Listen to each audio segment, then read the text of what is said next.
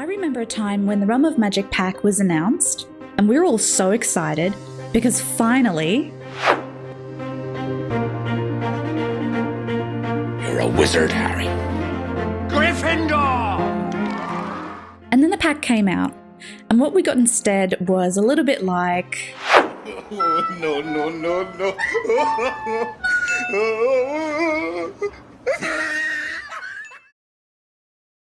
And I couldn't help but think to myself, we can so do better than this. We can do better than this. So today, almost 6 years after the release of Realm of Magic, I'm taking you all on a journey through a save file I've spent the last 6 months creating. Spread over 2 worlds with 19 builds and 100 characters. We'll be exploring every detail from Privet Drive, Diagon Alley, the Burrow, to Hogwarts itself. My name is SimmingInOz, and this is the Sims 4 Harry Potter save file.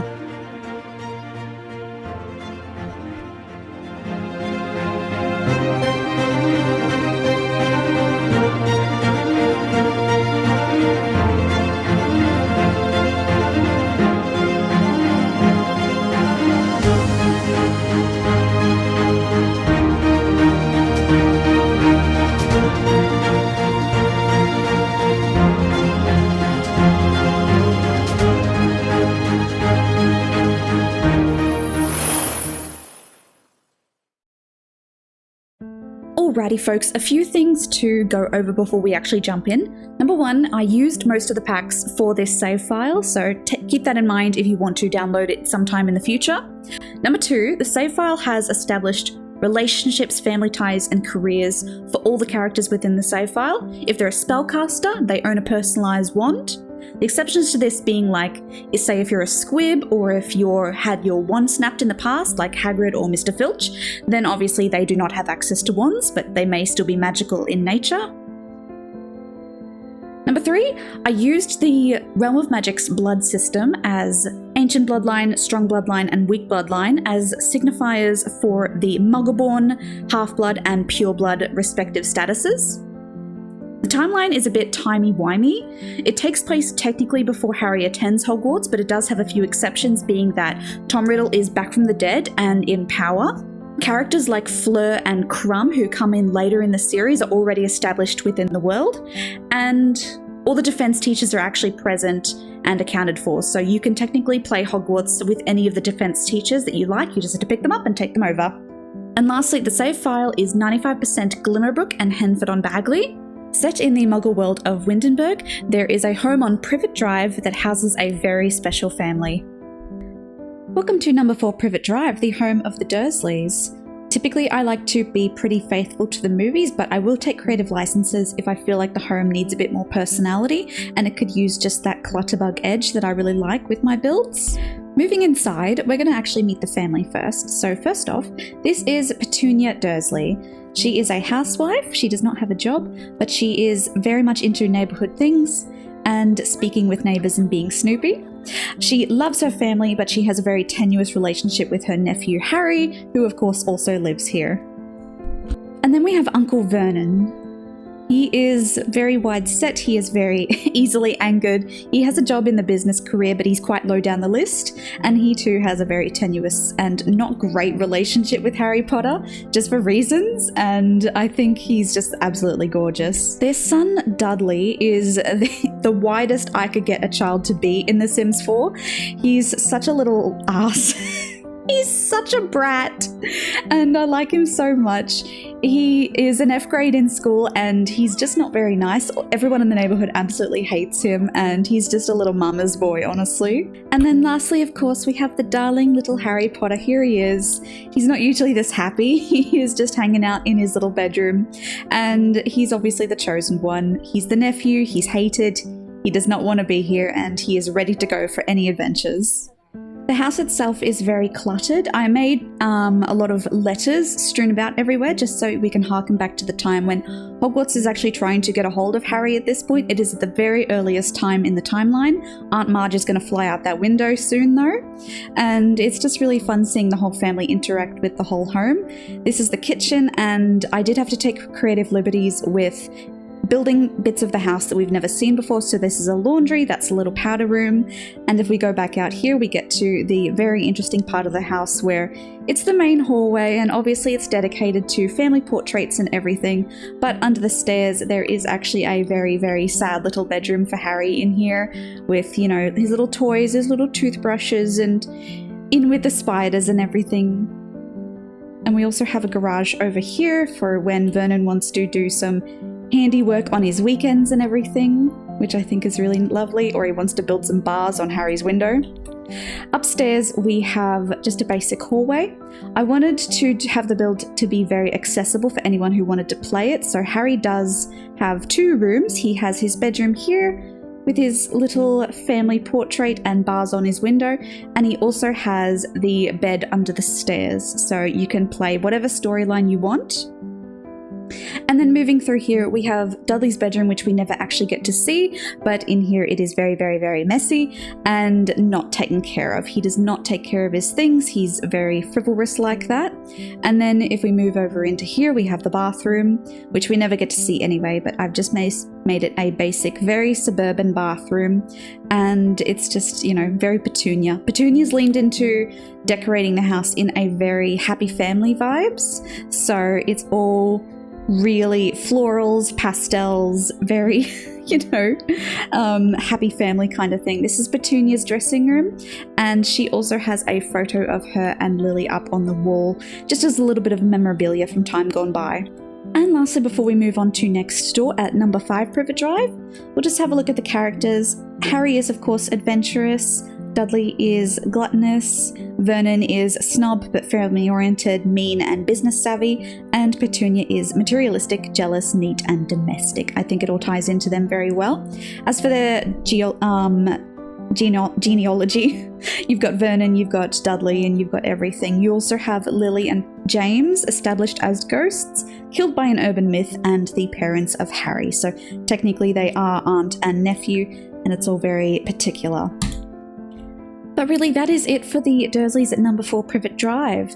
Interestingly, this is a rental lot, so it's only half of the actual lot, and something very interesting is going on in the next door neighbour's house, which we will get to right now.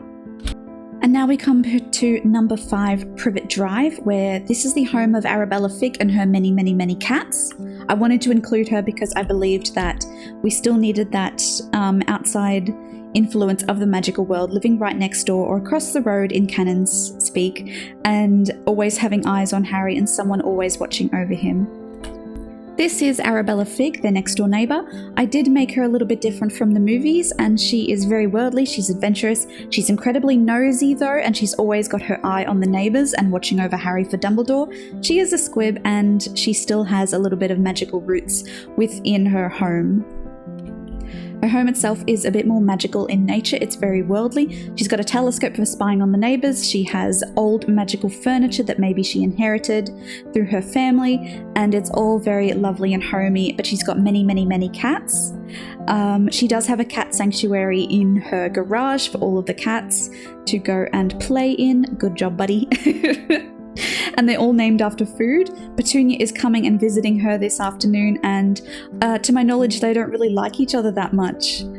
Moving upstairs, we have Arabella's upstairs area. She does have a little bit of an office in here where I imagine she writes notes to Dumbledore about how Harry's progressing, anything that she's seeing in the neighbourhood. And then across the way she has her bedroom, which is obviously in the magic style, very cluttered and old world kind of thing. And then it's just a basic bathroom. But in here she does have a magic room. I imagine that even though she is a squib, she's still maybe into potioneering. She does have magical plants growing in her backyard, just on the secret. And she does have a little bit of a storage room in here. And I think she's so, so, so cute, and I love her so much. But really that rounds out the adventures of number 4 and number 5 Privet Drive. And we can actually jump into the magical world now.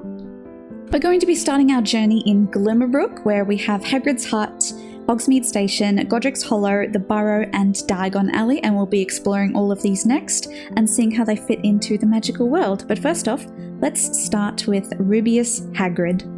Welcome to Hagrid's hut. Nestled on the path to the magic realm, this little 2-room hut is absolutely adorable. It features a pumpkin patch and an outdoor shed area for any horses that Hagrid may want to adopt in the future. It was a pain in the ass to build. Circles are always a bit of a challenge in The Sims 4, but we do have a little outdoor area here at the back. It's very animal-centric. Hagrid has options to have cows, to have chickens, to have unicorns if he wishes. He also has bees and magical plants, and I just wanted to give him a very wide range of things to catch his interest. This is Rubius Hagrid. He has just been a bit dazed by the weather machine, but isn't he absolutely lovely? I love how I tried to model him after the actual actor, and I thought he was absolutely lovely. And I think he's very kind, he's very animal-centric, he works in the gardening career, and he is just the gentlest thing. He is a spellcaster, though he does not have a wand because his wand was snapped, unfortunately, but he is very lovely, and I love how everyone has to walk past his hut in order to get to the magical realm the long way, which I thought was very canon appropriate. And this is Fang. Fang is so gorgeous. He's such a good boy, and I was happy to able to give Hagrid a little bit of a companion. Though he does have room in his household for a lot more animals in the future, Fang is always a staple that we love. This is Hagrid's home. It is the main area of the hut. It is all very homespun. I wanted it to be like it's all very homemade and everything. And he's just got, you know, his little table and his little armchair. He has a barbecue. There's not much electronics in his build at all. And then obviously there's a fireplace and everything, and a lot of good stuff for Fang and stuff, and I loved that. He's got a little hallway here that leads out to his second little circular area, which is a bedroom. Again, very homemade furniture, very off the grid kind of thing, and absolutely lovely for our boy. And I always thought sizing up his shoes was very cute because technically it is a giant living in a hut and everything. You might be wondering, where is his shower and bathroom? He's actually got a little bit of an outhouse in the area outside next to the stables. So if you come in here, he's got a little outhouse for him that he can use, and he has also got an outdoor shower next to the water trough over here, which I thought was very appropriate. I didn't want to sort of interrupt the flow of the circular buildings, and I was too scared to build something, a bathroom inside the circular things.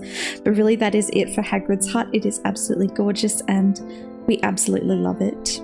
Welcome everybody to the home of the Weasley family. This is the Burrow, and as you can see, it is a 4-story tall, very homely cottagecore dream. I had so much fun making this build. It is the home of the Weasleys, though not all of them. Bill and Charlie are actually living elsewhere in Shell Cottage. But just going around and giving you a general tour, we have the Angela car, which I thought was very appropriate, and just all kind of homespun, very lovely, loving family kind of vibes. It's meant to be the ultimate wholesome area in the whole neighborhood. It's also definitely, I wanted it to be in the magical neighborhood. I didn't want to pop it in Henford on Bagley. I felt it was magical enough to deserve a spot in Glimmerbrooke. Starting off the family tour, this is Molly Weasley. She is very family oriented and very kind. She is just the absolute bee's knees, and I love her so much. Obviously, everyone is ginger, but I wanted everyone to have very earth tones, homespun fabrics, like all the clothes had been passed down, and they're all quite close to one another in relationship statuses. This is Arthur. He's absolutely lovely. He's very homey and kind of wholesome looking. I love that about him. And he is the head of the Weasley family. He's very loving to his family. He's close with everybody. And he is also, I think, in the business career, but very, very low down. Skipping past Bill and Charlie in the siblings, we have Percy first. Percy is obviously a beanpole. He's skinny, he's got those beautiful red curls, but he's also a workaholic. He's a bit of a snob, and I didn't want to be afraid to give my characters flaws, so he is a bit stuck up in that regard, but he is still living at home with his family at this point, and he is very studious, and he has got wild ambitions to go into the business career or politics himself. Moving on over, we have Fred Weasley, one of the twins. Obviously, ginger hair, lots of freckles, and very mischievous in nature. I do love the twins. One is exactly a copy of the other, except for personality-wise. I made Fred just a little bit more meaner than his brother George, whereas George is a little bit more of a bro. I just wanted to distinguish them as twins a little bit and have that personality change.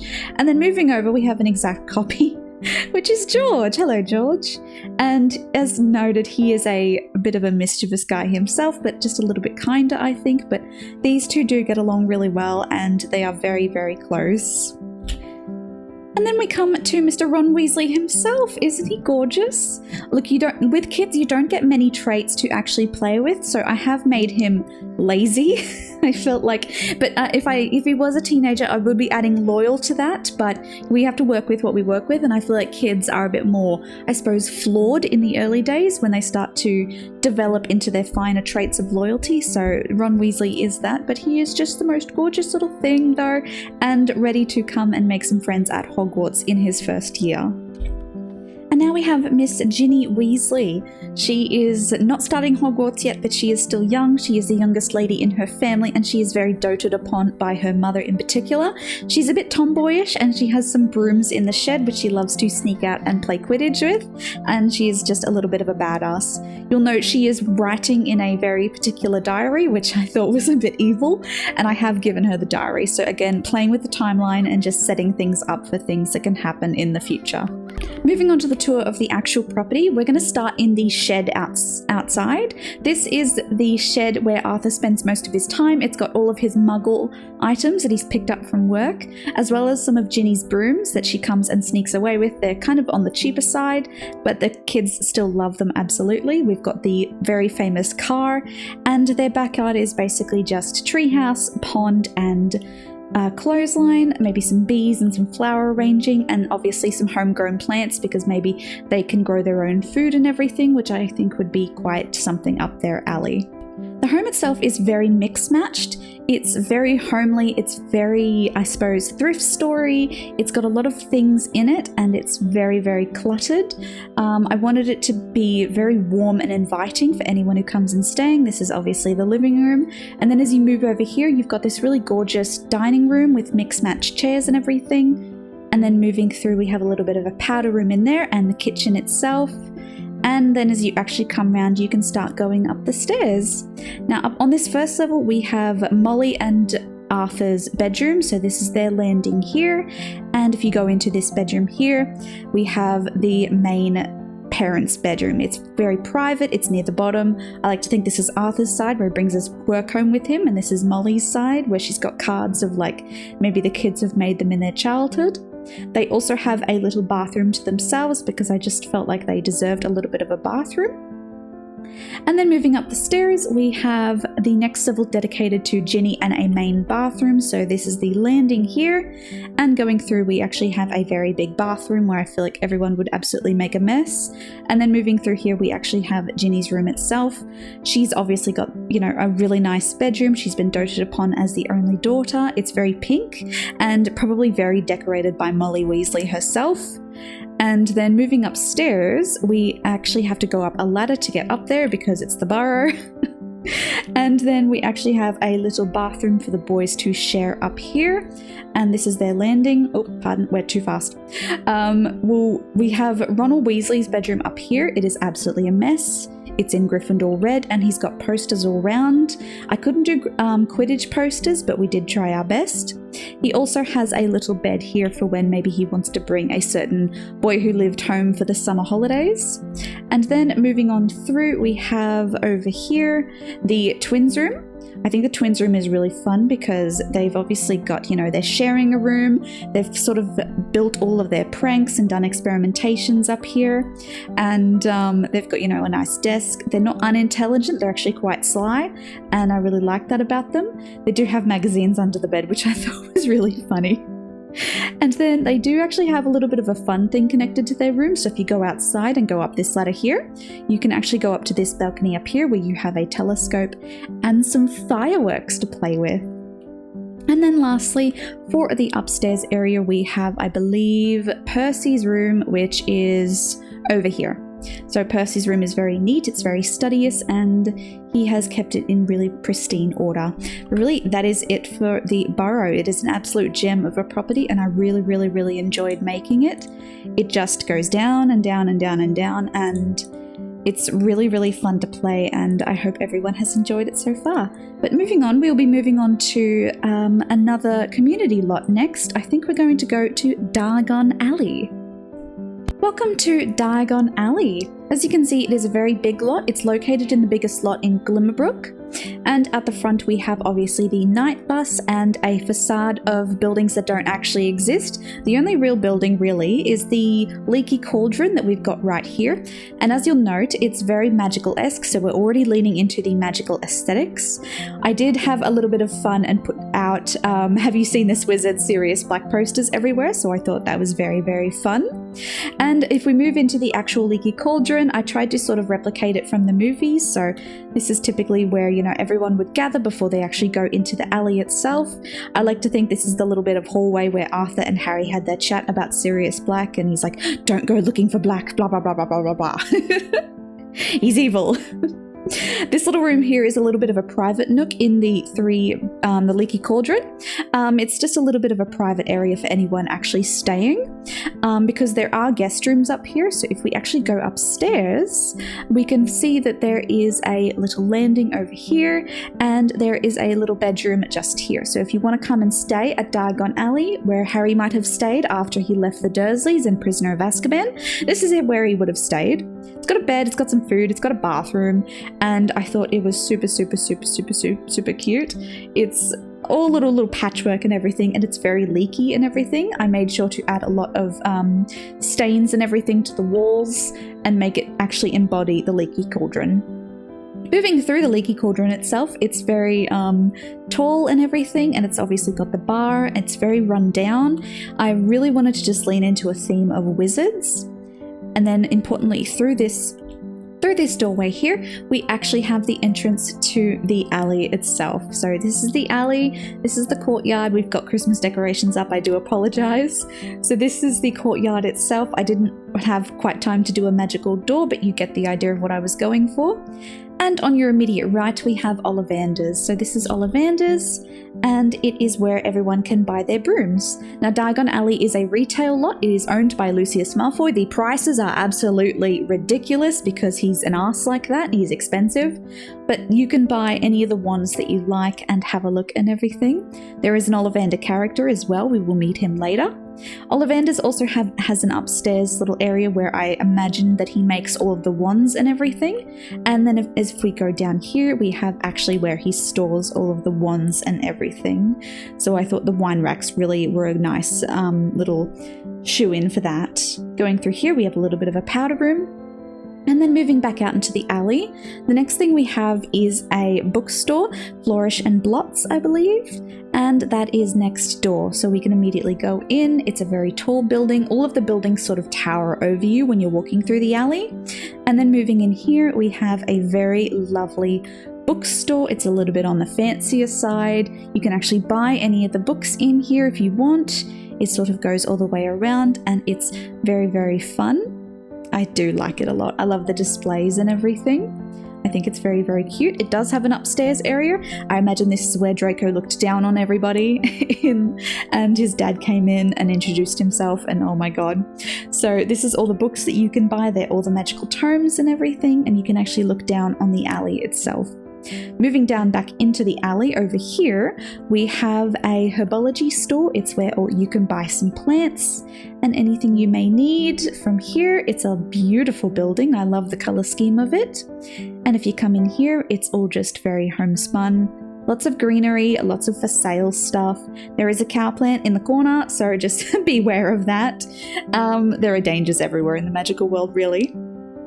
There are fake magical buildings like right here and everything, but they just fill in the lot a little bit. Moving on down, we have a sort of crystal occult store. So it's got some aliens, it's got some crystals and jewelry. It's probably all cursed, don't buy anything.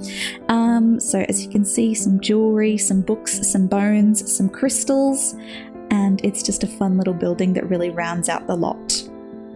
Moving on over, we have next the broom store. So this is where you can buy your Nimbus 2000s and all of that. So I think it was really, really fun. And moving in here, you can go in this store and it is sort of all of this. You can get any broom you want in any color, go forth, have fun. And then moving out here, we actually have a fireplace. I imagine this is a Floo Network fireplace. You can obviously see where people have traipsed out Soot from the Flu Network. Moving over onto this one here, we have a clothing store. This is where you can buy all of your weapons and swords and robes and everything. We do have some mannequins, and obviously, you know, you can come and have some fun in here. Moving on to this bit here, this is Nocturne Alley. So it goes down, another poster of Sirius, and then moving down, we can actually see over here that we have a store where, you know, this is where, oh god, what's it called? It's where Tom Riddle would have worked. It's the occult store. It's where Harry gets grabbed and everything. We do not like this place. It's got some droids just randomly in here. So this is Nocturne Alley. Don't find yourself down here. And then upstairs we have, again, another little potion store. It's a cottagecore potion store, so it's not drab or anything. It's also got familiars for sale in here and some candles and everything, which I thought was really appropriate. So here it is. Ta-da! So yeah, just really filling it out with anything you could need as a wizard. And I love how the furniture sort of floats over here and everything. I thought it was really appropriate. So yeah, it's all very magical and everything. And here we have Gringotts. It's very grand and everything. And of course it does have a bank and the bank vault underneath. So we'll give a pop through. The foyer is super basic. And this is where Harry would have met the goblins for the first time. This is where the goblins are counting their gold and everything. Very true to form. And it's super, super, super, super, super fancy. And it's just lovely in here. And then that secret door there is actually a secret bookcase. It goes back to the leaky cauldron. And then if we go down these stairs here, we do not have a roller coaster. We're not doing that. Don't have the skill. And if we move down, we can actually see that. Here we go. So this is Gringotts. Ta-da! And it is a 3-story monster. I didn't have a dragon, so I had to put in the mother plant, and she will kill and rend anyone who tries to steal from Gringotts. You have some vaults around here that you can fill in yourself. I have not filled them in. And really, that is it for the tour of Diagon Alley. So really, it took forever and it was so fun to do, but I really, really enjoyed it. And Lucius Malfoy has the most expensive retail lot I've ever seen in my whole life. But otherwise, it is so fun, and I had a lot of fun making it, and I hope you enjoy it as well. But let's move on to something else. I think we're off to Hogsmeade Station next. Welcome to Hogsmeade Station. Isn't it gorgeous? The train is very, very, very fake. It's not functional in the slightest. But let's go and have a look at what we've got here. So mainly the main attraction of Hogsmeade Station is the train, but it's also the 3 broomsticks. And I have made like Rose Murta and Aberforth Dumbledore be characters within the game. So Aberforth actually owns the 3 broomsticks. Here we have another poster of Sirius Black. Everyone's on their last nerve, honestly. So if we come into the 3 broomsticks, it is actually a restaurant. You can actually come in and order some really, really awful food in here. Obviously the Flu Network is hooked up to the building, and it is just a lovely little piece of real estate. You can go upstairs and there are more booths and everything up here. So it is a lovely little restaurant. If you want to own the restaurant as Aberforth Dumbledore or own it yourself, you can absolutely do so. And then moving throughout the village itself, it is super tiny. It's not anything really big. Hello, it's the Fangs. They're not impressed. So as we come through, it's very cottagecore. We have a candy store. It is very basic. It's, not anything special. It's basically just for cupcakes. We do have a little tunnel underneath here that actually goes to, a secret passageway. So if we come down here, as we know, there is a secret passageway leading from Hogwarts to Hogsmeade Station. So I wanted to embody that. So we have a secret door here, leading to a tunnel, leading to a secret entrance to explore tunnels. You can actually click on this and go explore tunnels. It's from the Werewolf Pack and it's really, really fun. There is a similar thing in Hogwarts that has the exact same setup, and I like to think that's the link between the 2 properties. As for going back up here, we can move on and go over here. So there is this building over here in the corner. I love the snowy trees. I think it just adds to it, because it's meant to be like a Christmas village, right? This is just basically a building that's just a bathroom, because I didn't have a bathroom and I didn't know where to put it, so I decided just to dedicate a whole building to it. And then over here we have a little apothecary, I think. You'll notice that all of the doors and everything have garlic above them. If you'll note, I'll let you know in on a bit of a secret. Voldemort in this game is actually a vampire. He's not a spellcaster. Maybe he was a spellcaster at one point, but he is now a vampire, so everyone who is worth their salt is putting garlic above their doorways to try and ward off the evil urban myth known as Voldemort. So you will see that in a lot of builds. Moving over here, we have a lovely little building over here, which is actually a very basic bookstore. Not quite functional, you know, but you know, it is what it is. And it is just super, super, super, super cute. Moving over here, we have more posters of Sirius Black, People Be Paranoid, and then we have the platform itself. We have bags for people going to Hogwarts. This is the train, and if we come over here, there's a little darling little building over here. You can go down these little stairs here, and it's basically just like a little post office or a ticket booth area for anyone who wants to take the train. There's mail, there's little things like this here, and the build itself is just absolutely darling. But that is Hogsmeade. It's a little bit of fun. It's mainly the restaurant if you want to go for that, and it's just all very quaint. I also like the idea that it's also on the way to Hogwarts as well. So if you follow the river, you've got Hagrid's hut, and if you follow the river some more, you've got the magical portal which leads you to Hogwarts. So it flows. We wanted it to flow, and it flows, so that's really fun. But next we're going to be moving on to the little last village of Godric's Hollow in the Glimmerbrook, and that will round out everything that we've seen thus far in the Glimmerbrook world. And then we can move on to more fun things. But next, let's go say hello to the lovely couple who live in Potter Cottage. Welcome to the town of Godric's Hollow. This is a rental unit that has 5 households on the lot. So basically it's made up of a main cottage, which is at the very back, which is Potter Cottage, and then we have little units actually going up the street. So as you can see, we've got a few people that actually live on this street, and we'll be having a chat to them in a little bit. But let's start with the main people that actually live in Potter Cottage down the way. This is James Potter. He is mischievous, he is very funny, and he unfortunately lost his life due to an urban myth. And unfortunately, he is just now hanging out and haunting Potter Cottage at the end of the way. He's married to Lily Potter, who we'll meet in a moment, but one thing I do want to point out about them that's really fun is their graves are actually over in this little graveyard over here, so you can actually come and visit Lily and James's graves. They're the ones with the candles in the front of them, and I thought that was just a really fun little extra. This is Lily Potter. She is also deceased via urban myth, and she is haunting Potter Cottage with her husband James. They are both obviously very lovely people. Unfortunately, they died way too young. They do have a little bit of relationship with their son Harry, but obviously he does not live with them. He lives over with the Dursleys, and hopefully they can re-establish that familial relationship in the future. Their home itself is very ramshackle. It used to be something really gorgeous, but then unfortunately something happened where, a Dark Lord visited one night, and I have a little bit of a headcanon. You see all this debris over the cottage. I like to think when that Voldemort came, he actually caused such a grand explosion that when Voldemort died, the magical backlash actually exploded the cottage itself, and all the debris from the cottage now just floats up in the sky up here, and it actually does move and everything. It just impacts, it's just a signifier of the environmental impact that Voldemort actually had on this town and these people. Moving back to the cottage, it is a piece of crap. It's been left to ruin.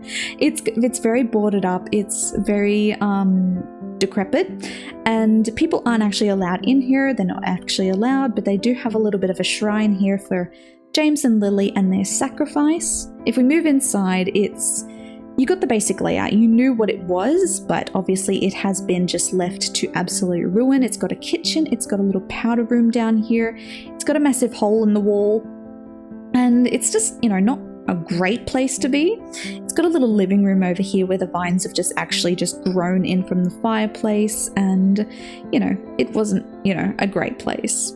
We've got the landing up here that moves upstairs, and we've basically just got a bedroom for James and Lily that has gone to ruin, and then we've got a little bit of an office over here where, maybe James has got secret artistic talent and that's Lily, and it's just a little bit of an office that's maybe some Quidditch trophies and everything. And then we also have a not functional bathroom anymore because it has gone to crap. And it's just, honestly, this is not a great place. But the really heartbreaking thing about this lot is the little nursery over here, because look! Oh, it was not nice. It was not nice. So you can obviously see remnants of how much James and Lily actually loved their son, but obviously the walls are absolutely exploded. If you really want to get sad about it, there's actually some little dog paw prints leading into the room that may or may not have been Sirius Black. So it's really sad and everything. But this is James and Lily's cottage, and they are waiting for the day when their son will come and visit, so hopefully that will be soon. But otherwise, that is Godric's Hollow. I'll take you through on a little bit of a tour of who else lives in the units and a little bit about them, and my god, they are an interesting bunch. We're going to start off our tour with Slughorn. This is Horace. He is a Slytherin. He also is in the education career. Actually, pardon me, I think he's in the mixologist career. I wanted to harken back to his potion making days, and as you can see, he's a little bit different from his movie counterpart. I wanted him to just be a bit more, I don't know, deceptive and sly in appearance, so he's got this lovely purple thing going on. I like to think that his outfit is reminiscent of what he was wearing in the movie when he was an armchair, so it's got that purple striped pajama look to him. I also love his purple glasses, so he's just a bit more sly. This is his rental unit right here. He's got the one on the corner, and basically the units all basically look the same. They've just been decorated slightly differently. So his unit is dedicated to past achievements and all of his connections and social networking. His kitchen's just a little bit of a basic area. That's a powder room in there, I believe. And if you go up the stairs here, you go up to a little bit of a landing, and you actually come into a bedroom here. His furnishing is actually quite a lot fancier than most people's. He's a little bit accustomed to the nicer things in life. And over here we just have a very basic bathroom for everybody. You'll note that all of the bathrooms are very old-fashioned. I didn't want to go too modern with anybody's bathroom. And then over here we have a little downstairs area because I wanted everyone to have a living room. So here we go. So as you can see, this is his little living room. Very fancy, very, basic. He's got some knitting, he's got a computer, and I believe that's just another powder room over there. But yes, all the units basically look the same, and we're just going to go in and have a little look at each one. But, similar to similar. Next on our list of occupants of Godric's Hollow, we have Sybil Trelawney. She is in the educator career, she is a professor, and she is a hippie free spirit.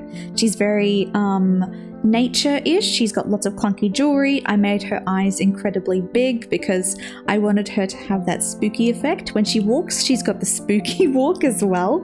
So that's super, super, super fun. And you'll sort of see her just slinking about the neighborhoods, and I thought she was just so gorgeous. As for her lot herself, she is the next door neighbor of Horace, there you go, Horace Slughorn. Her home is just a little bit more mixed match than his. She's basically just got a very basic home. She's got a little bit of tea going on. And as for her bedroom upstairs, it's, I think, yes, so a little bit different, the layout. We're just trying to be a little bit different between people's homes and finding a layout and a style that works for them. So she's got this lovely little ornamental kind of thing going on. And then, a bathroom's just really a bathroom, really. And then moving downstairs to the main area of her house, we have a little, I like to think that this is her occult room, the room where she looks into the future and everything, communes with the dead. Maybe she has a side hustle where she can, get a little bit of extra money over the school holidays, but she is very into the occult arts and everything, whether that's, a legitimate career option within the world, we don't know. But yes, it is very much her alley, and I think it's absolutely gorgeous and I love it so much. Say hello to Pomona Sprout. This is our Miss Professor Sprout stand-in. She's absolutely lovely. I modelled her a little bit off of her counterpart in Hogwarts Legacy. So she's got that beautiful red hair. She's got the little daisy earrings, and her outfit is just so fun. She's got like sort of green tattoos and little gum boots, which I thought was so gorgeous. And I just really wanted her to be a ton of fun, and she's so kind and everything, and she's got the little gap tooth and freckles, and she's just such a lovely person to have in the roster of this save. As for her home, she lives across the street from Horace Slughorn. So she lives across the street from Horace Slughorn. She's got a unit that is absolutely chock full of plants. So she's got all kinds of things going on, and it's absolutely gorgeous. And if you go upstairs, she's got a little single bed, I believe, because she's a single lady, and it's just all very plant themed and green themed, and it's absolutely stunning. Bathroom's just a bathroom. And then moving back downstairs, we can go and have a look at her little living room, which is just basically, you know, much of a muchness. She's got a little rocking chair, and she's got a little flower assembly station and a little bit of a living room. The space in these rooms was absolutely minimal, so I did have to make the best of what I could, but she is a lovely character to have in the roster of living in Godric's Hollow. It's all very interesting neighbours, by the way. They're all so weird. Our next resident of Godric's Hollow is Aberforth Dumbledore. He is basically a copy of Albus Dumbledore, but with a slightly different hairstyle and different fashions. So he's a very, but he's a lonely soul, he's a grumpy soul, and he is owner of the Three Broomsticks, which is in Glimmerbrooke. It's the restaurant, and he is absolutely lovely. He does share an apartment with Argus Filch. I imagine they're nice friends. This is Argus Filch. He is grumpy. He is also a squib. He's not actually a spellcaster, so he doesn't have a wand or anything, but he does actually live and work in the magical realm. So we do love Argus, and he's quite grumpy and everything. And of course, he does have his famous cat, Mrs. Norris. Oh man, it took me a while to find her. She was in the bushes. So this is Mrs. Norris, and like all cats, she is graceful. And she's absolutely lovely, and we love Mrs. Norris. Their unit is the last unit on the street. I like to imagine that maybe that's Mr. Filch's truck. And moving into the unit, it is probably the least nice of the units. It's got a little area dedicated to cats and everything, but as you can see, it is moldy, it's run down, it's a little bit leaky, and they're just sort of two bachelors making the best of it. If we move down, let's go upstairs first. So if we move upstairs, we've got Argus Filch's room. He's got the room upstairs. They don't actually share a room or anything. I was able to make that work. So you've got where Mrs. Norris would sleep. This is where Argus Filch would sleep. And bathroom's a bathroom. And then moving downstairs, I was able to fit in Aberforth Dumbledore into the actual living room. So this is their little living room. It's very basic bones and everything. It is smaller than most living rooms, but they were able to fit in dining room, TV. And this is where Aberforth actually lives. So he's got the smallest bedroom in existence, and it is what it is. As for Aberforth himself, he does actually have family ties with Albus Dumbledore, so they are actually brothers. This is them, so that's Aberforth. This is Albus. Albus is head of academics, and they do not have a good relationship in the slightest. In fact, they despise each other. So yep, that is it for the residents of Godric's Hollow, but I hope you enjoyed it, and we will now venture on to hopefully something very, very magical. Not to keep anyone in suspense any longer, welcome to Hogwarts inside the magical realm. Isn't it absolutely gorgeous? This build is set on a 50 by 40 lot inside the magical realm, and it is so pretty. I love it so much. It's basically 8 stories tall from bottom of the basement to the very top of the astronomy tower, and it houses absolutely everything in Hogwarts that you could possibly think of, bar the Quidditch pitch and a few other things that are outside on the grounds. But everything inside the actual school is very much present, and we're going to go through it all. I will try not to have this tour stretch out very long. Hogwarts is absolutely massive, and I'm hopeful that I can get through this tour without it dragging on for a full half an hour, because I don't want this whole video to be like 3 hours long. So let's jump in and start from the very outside. First off, we'll just jump over to this greenhouse over here and have a little hello with that. There is a greenhouse hidden over here, though it's very much hidden by the trees. It's the only greenhouse I was able to fit into the build, and it is absolutely tiny. It's basically just a classroom set up, and it's got all these lovely plants in here. I did go through and pop some plants, some roses, some flowers in here, and it goes up into the ceiling, and it's very much a lovely little room. And then moving on back out here, we will go back up here. the tree is definitely in the way. I had to take the build out of the magical realm at some point just because the lighting was driving me crazy and I missed the color green, so I actually had to take it out. But if we move over to this area over here, we'll start at the very front of Hogwarts and then make our way in. It's not anything too dramatic, though it is just, you know, the best I could do with the time frame and the size. This build was not a big plot of land and I had to fit in quite a lot. So as you can see, this courtyard that goes into the Great Hall is quite tiny, but we just try our best and do what we can with the space we are given. But I love the Great Hall because it's actually just like one of my favorite bits of the whole build, mostly because it absolutely has one of these. It's got like all the suits of armor in it. I'll go up. It's the armor Minerva calls down when they're defending Hogwarts and they need, you know, extra defenses and everything. So this is basically what everyone loves, and I had such a fun time doing that little wall. And then if we actually come in and say hello to the Great Hall, there's someone like right there. If we go into the Great Hall, it's an absolute work of art. Isn't it gorgeous? So typically it's got its 3 tables running along. It's very Christmas themed. I just chucked a Christmas tree in here. It's also got, you know, a staffing area where Albus can sit, and it's got the podium where you can have a chat to everyone. And then the hall itself is actually really, really lovely. And then of course, if we go up, we have all of the candles and the night sky on the ceiling, which I was super happy with, and it's absolutely darling and I love it so much. Moving on, we're going to go over, I think, this way. So what we'll do is we'll just explore the castle top to bottom and we'll just go for it. I'm not sure how long this tour will take. It is a very big castle and I'll try to stop saying that at some point. So if we go over this way, we're going to run into a few people. Hello, Arthur. If we go over this way, we're going to go over here to this building over here. This is basically what I like to think of as the administration building.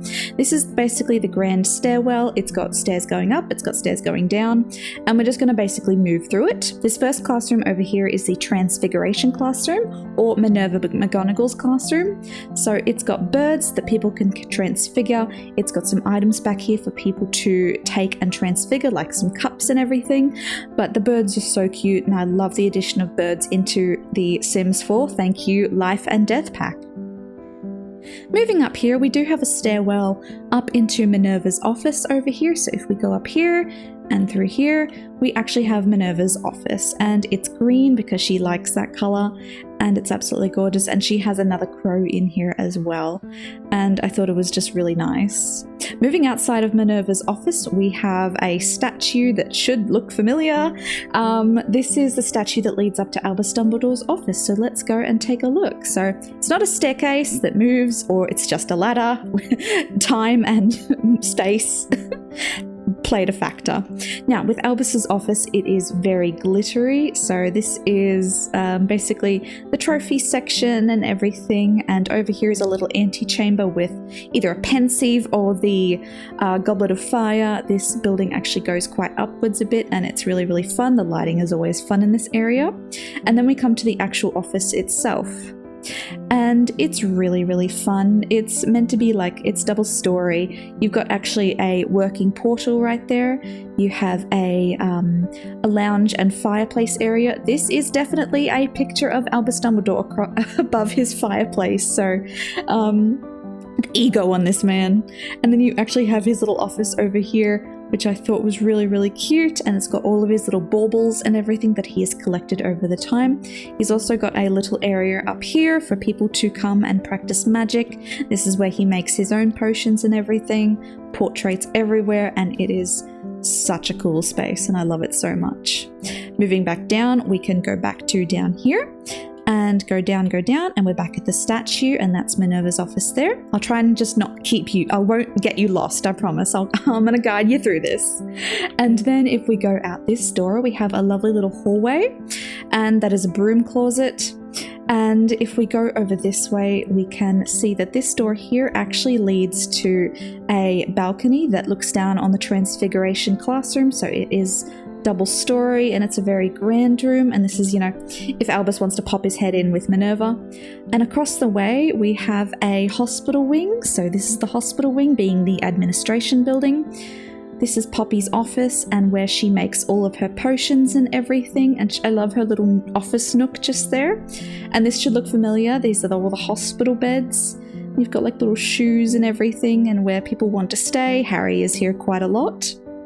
And then if we actually move over into her office, we should have a little ladder here that actually goes up. So let's go up. Oops.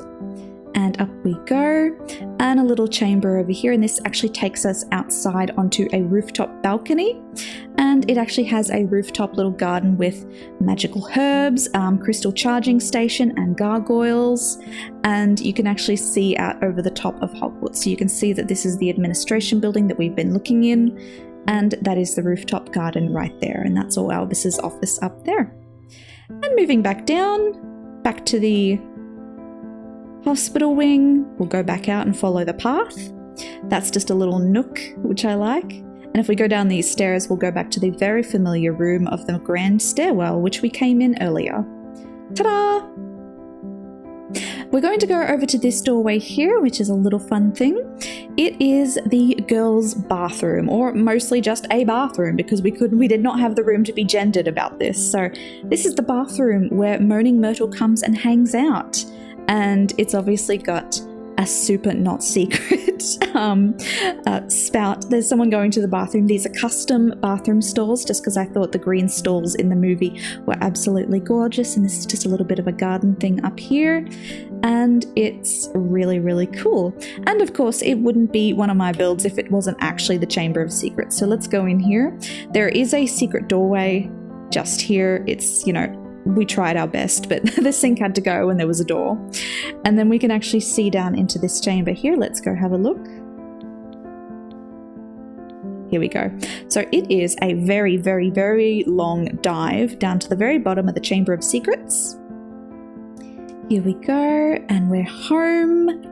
Ta-da! Big doorway, meant to be like the snake doorway that Harry has to say Parseltongue to get through. And then if we go through here, we can have a little bit of a hallway. And finally, the Chamber of Secrets. That is fake water right there. That is not real water. And you can thank the Lovestruck pack for the massive Salazar Slytherin head that is in the background. I thought the waterfall was really cool. The room is just meant to look wet, and I tried a lot. I don't know what's going on with the ceiling, by the way, but the green lighting just absolutely made it. And as you can imagine, there is a little diary right here, which I thought was so fun. Isn't it cool? But I'll meet you back up top. Alright, we are back in the main grand stairwell. That was the bathroom just there. And we're actually not going to go downstairs yet. We're actually going to go through this doorway here and explore the library section of the build. So if we go out this doorway here, we have a little walkway between buildings. So if we go down this staircase just here, you can actually see, you know, the pathways and everything, but we'll come back to that. And if we go through here, we have a little hallway. People have left their books and bag around. This is just a little bathroom in here because we don't want people running to the girls' bathroom every chance. We need to give them some chance here. This is the library. It's super fun. I wish it was a little bit bigger, but we did what we could. A little area for people to just come and study. And then this is the front desk section. So this is where Madam Pince would hang out and shoot dirty looks at the kids going past. If we go down here, we have little study sections on either side. There are little study sections with lighting and bookshelves, and it's all sorts of fun.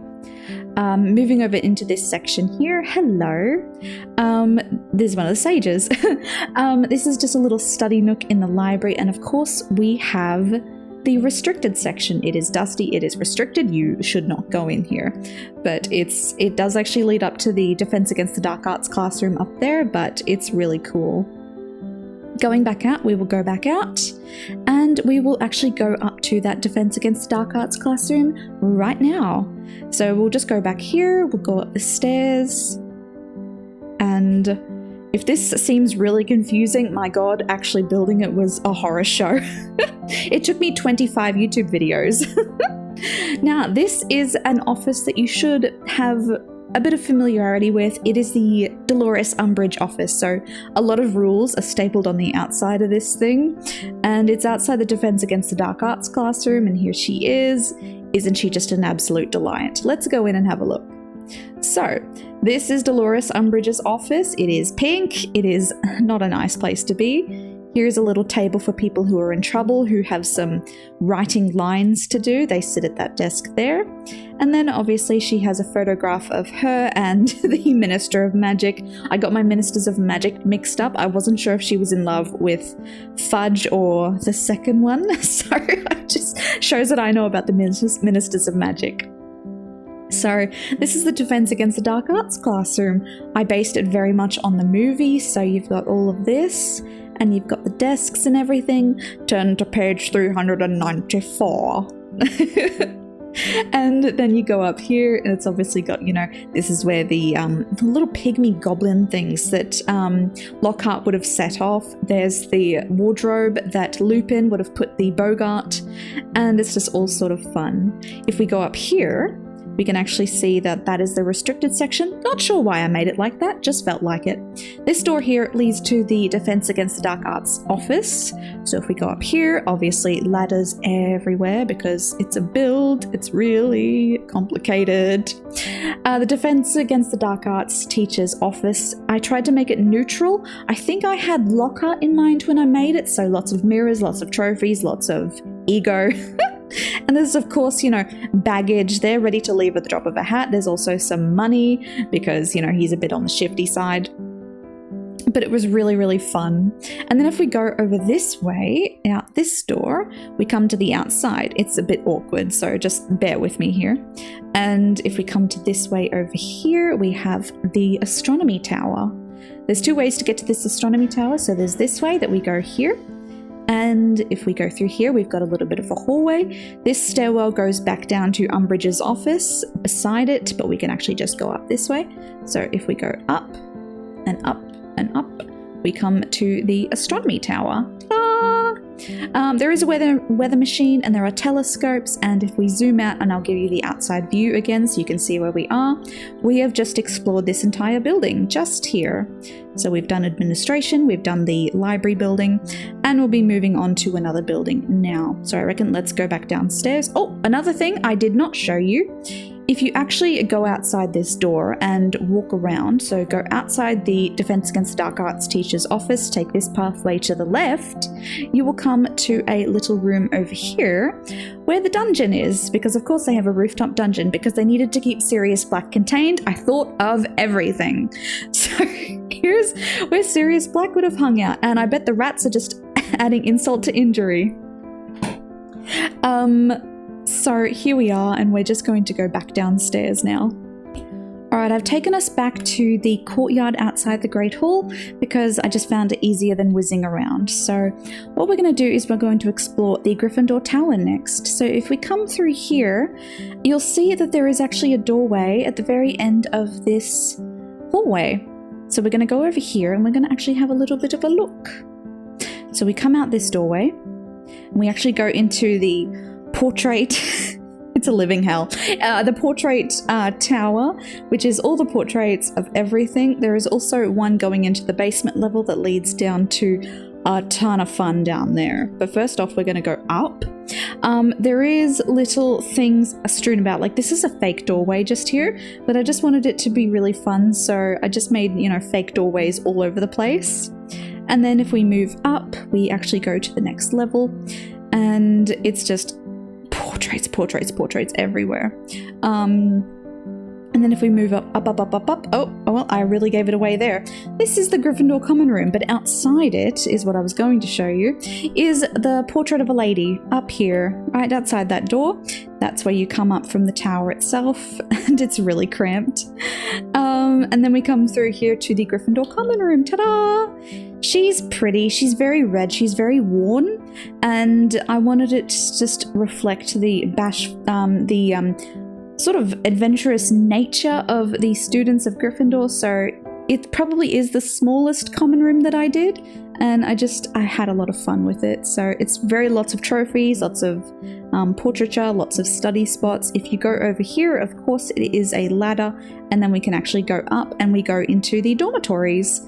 Only 4 beds, couldn't fit any more. It's a tower, and it just didn't have the room. So yeah, but it is red, and I'm sorry about the curtains. These were the only red beds we had with curtains as a single bed. So sacrifices had to be made, folks, really.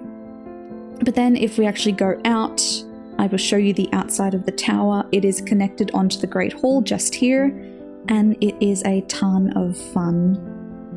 Ta-da! What we're going to do is we're actually going to go back to the courtyard again, because there's another pathway I can show you. So if we go up to the hallway again, I like that this is like the epicenter. No matter what way you go, you're getting somewhere. So we're going to go left this time. And if we go left, we're going to come to, oh my god, it's Pansy Parkinson. Never mind her, she's not wearing what I put her in. Don't worry, that's something Sims 4 made. So we're going to go up this ladder, and we're going to go to a little pathway up here. We're going to follow it across, We're outside the Great Hall now. We're going to follow the bridge across. Ta-da, ta-da, ta-da. We're going to go through. We're going to, oh my god, I'm so sorry about all the doorways. I don't actually know where half of this, oh, it goes through here. I had no idea. They're not all fake doorways then. Then we go out of here. And we're actually in the Great Hall, and we follow across. I'm actually leading us to the owlery where people actually send their mail. I wanted it near the Great Hall so that the owls could drop off their letters to the kids at breakfast. That is bird poop, and come and actually settle into the owlery tower. So this is the tower where all the birds hang out. And look at our little birds, they're all asleep at the moment. The floor is absolutely a travesty. But this is the tower where, oops, too far. This is where all the letters get written and people send off their owls and everything. I did not have owls, I just worked with what I could. And if I zoom out, I'm going to give you a little bit of a reference. There it is, there's that tower. So we've explored the Great Hall, we've explored the library, we've explored the greenhouse, we've explored Gryffindor Tower, we've explored the library building, and we're actually going to go back to the courtyard yet again, I think almost for the last time. We've got some other stuff to look at. So we're going to go from the Great Hall, and we're actually going to go into the Great Hall now, because if anyone knows Harry Potter, there is always a doorway at the back of the staff area where people can sneak off to, and I think this is mostly where the staff sneak off to. So if we go through this door, it actually takes us to a very lovely hallway. And if we go down here, we are now in another little hallway. And just while we're here, we're actually going to come and have an explore of the courtyard. This is the second courtyard of the whole build. It has, runways, and it has the tree. It is the only piece of lawn that is in the entire build, and it's just a ton of fun. So I was really, really limited by how much outdoor stuff I could do. I prioritized buildings.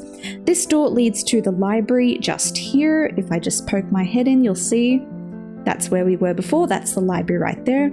And this hallway down here will take us actually back to the very beginning of the build again. So that's eventually where we come in. But first, we're going to go all the way over here, and we're going to have a little bit of an explore. So I did what I could space-wise, but I think it's really fun anyway. I fit in as much as I possibly could. The only things I really didn't fit in, obviously, are the Quidditch pitch. And I think that's the only big thing, because I could not fit it in. The Great Lake as well. I couldn't fit in the Great Lake as well. So what we're going to do is we're going to go back to this little hallway, and that door there obviously leads back to the Great Hall. And this doorway leads us to our charms classroom, where Flitwick is going to teach us how to float a feather. Ignore the tree. So this is where everyone has their feathers. This is where Flitwick is going to stand and everything. We're going to actually meet all the teachers later when we go to Henford on Bagley. And then if we come through this door, we have some options. Let's go up first, I think. So let's go up. We have two things to discover on this tower. So if we come to the first floor and we look around, we come through here. This is the Ravenclaw common room. You don't need to answer a riddle to get in, you just walk in, just trust me. And ignore the tree again, I'm so sorry. But this is the Ravenclaw common room, ta-da! Isn't she pretty? I put an emphasis on blue, on copper, on wood tones, on knowledge and study spots. This is a little study area over here. Isn't she sweet? And through this door we actually have a little balcony. So this actually looks out on the courtyard that we just explored. That's the door that leads to the Ravenclaw common room, and it all just weaves into one another, doesn't it? So if we go back through this door, we come back to the common room. If we go up those stairs there, we will come to this landing over here. Just some chess tables, and if we make the path along, we will come to two doors over here. Not much space, and they come to the actual dormitories itself. So there's 4 beds again, but a bit more of a private room. All right, going back to the tower itself, we're going to come back in here and we're going to go up again. So up, up, up, up, up, up, up, up, up, up, up, up, up, and we're coming to the last door.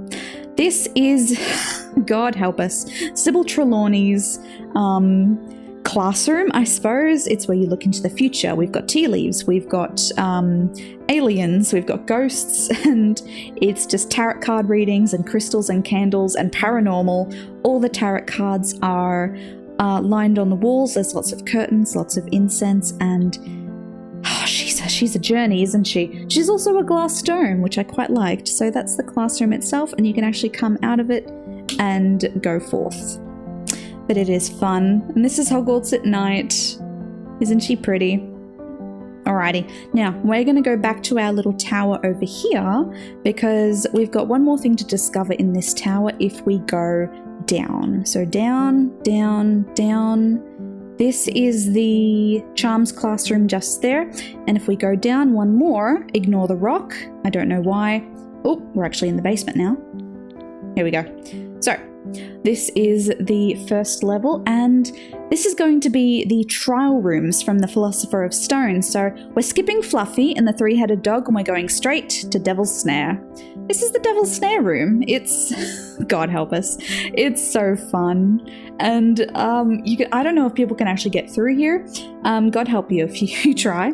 And if you want to get down, there is a ladder. So we're going to go down again. And welcome to the key room. So all these are actually fireflies and some brooms, and you get the idea. I couldn't do actual keys, but I could do the next best thing. And isn't it absolutely gorgeous? It's actually one of my favorite effects. I was quite chuffed with myself for thinking this up. So, yep. We're gonna go down again, and we come to chess. Ta-ta! They are basically wood carvings and sized up, and thank goodness they came in such a variation of things: the elephants, the horses, the bunnies, the dragons, and it's just so fun. I'm not sure how big they are in terms of the kids. I'm pretty sure they're about the size of a child, but we'll see. Let's go down again. And last but not least, the Mirror of Reshade. There's no stone or anything. It's just a mirror. I didn't think to put a stone in, but as you can see, these were the trials, and I had a lot of fun making them, and yeah, it was really cool. But now we get to actually discover the dungeons, and my God, you think I'm done? You think I'm done? I'm not. I'm actually only like halfway. There's so much more to this build. It's just all underground. So let's get down there. All right. So we're gonna go, I reckon for the last time, I think, let's go back, before we truly discover the dungeons, let's go back and have a little look at the kitchens. So, let's go back to this hallway, we're gonna go left, and we're gonna go down. They get the idea, they've got the right idea. So, let's go down.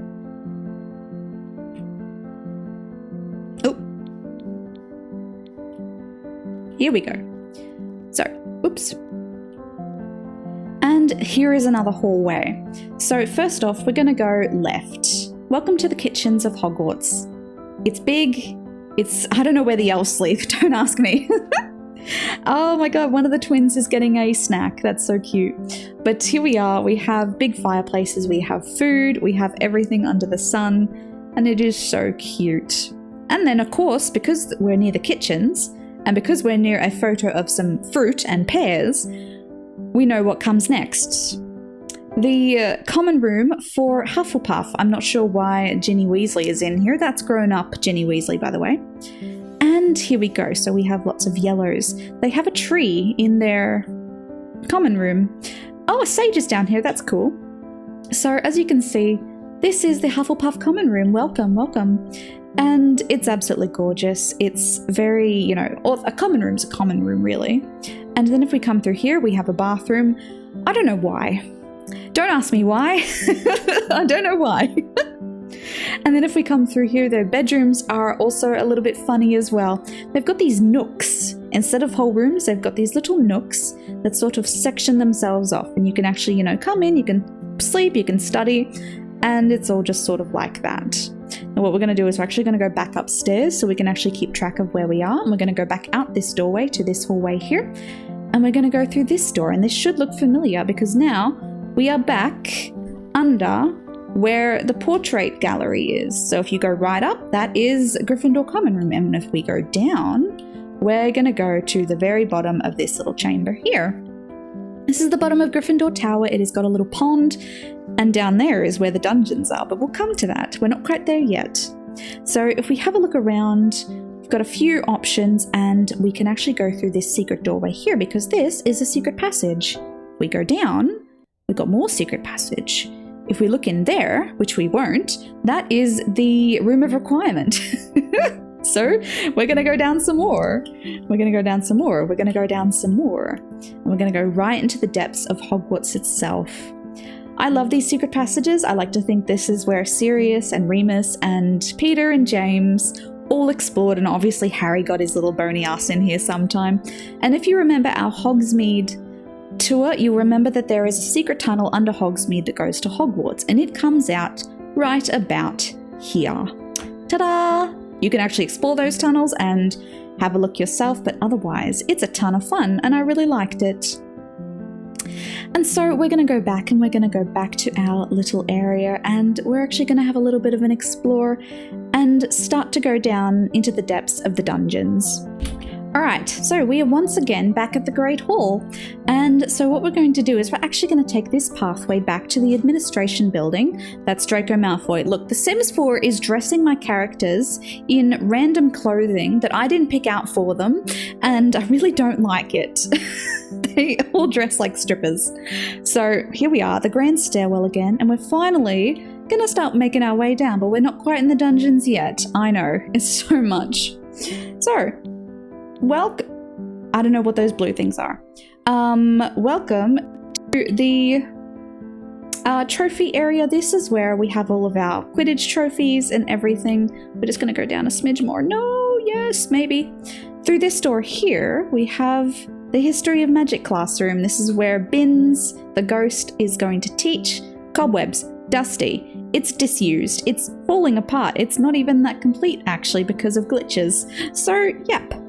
It's a fun little classroom. If we go back out here, there's a more stairwell, and I like to think that that is not Vlad, but Salazar Slytherin.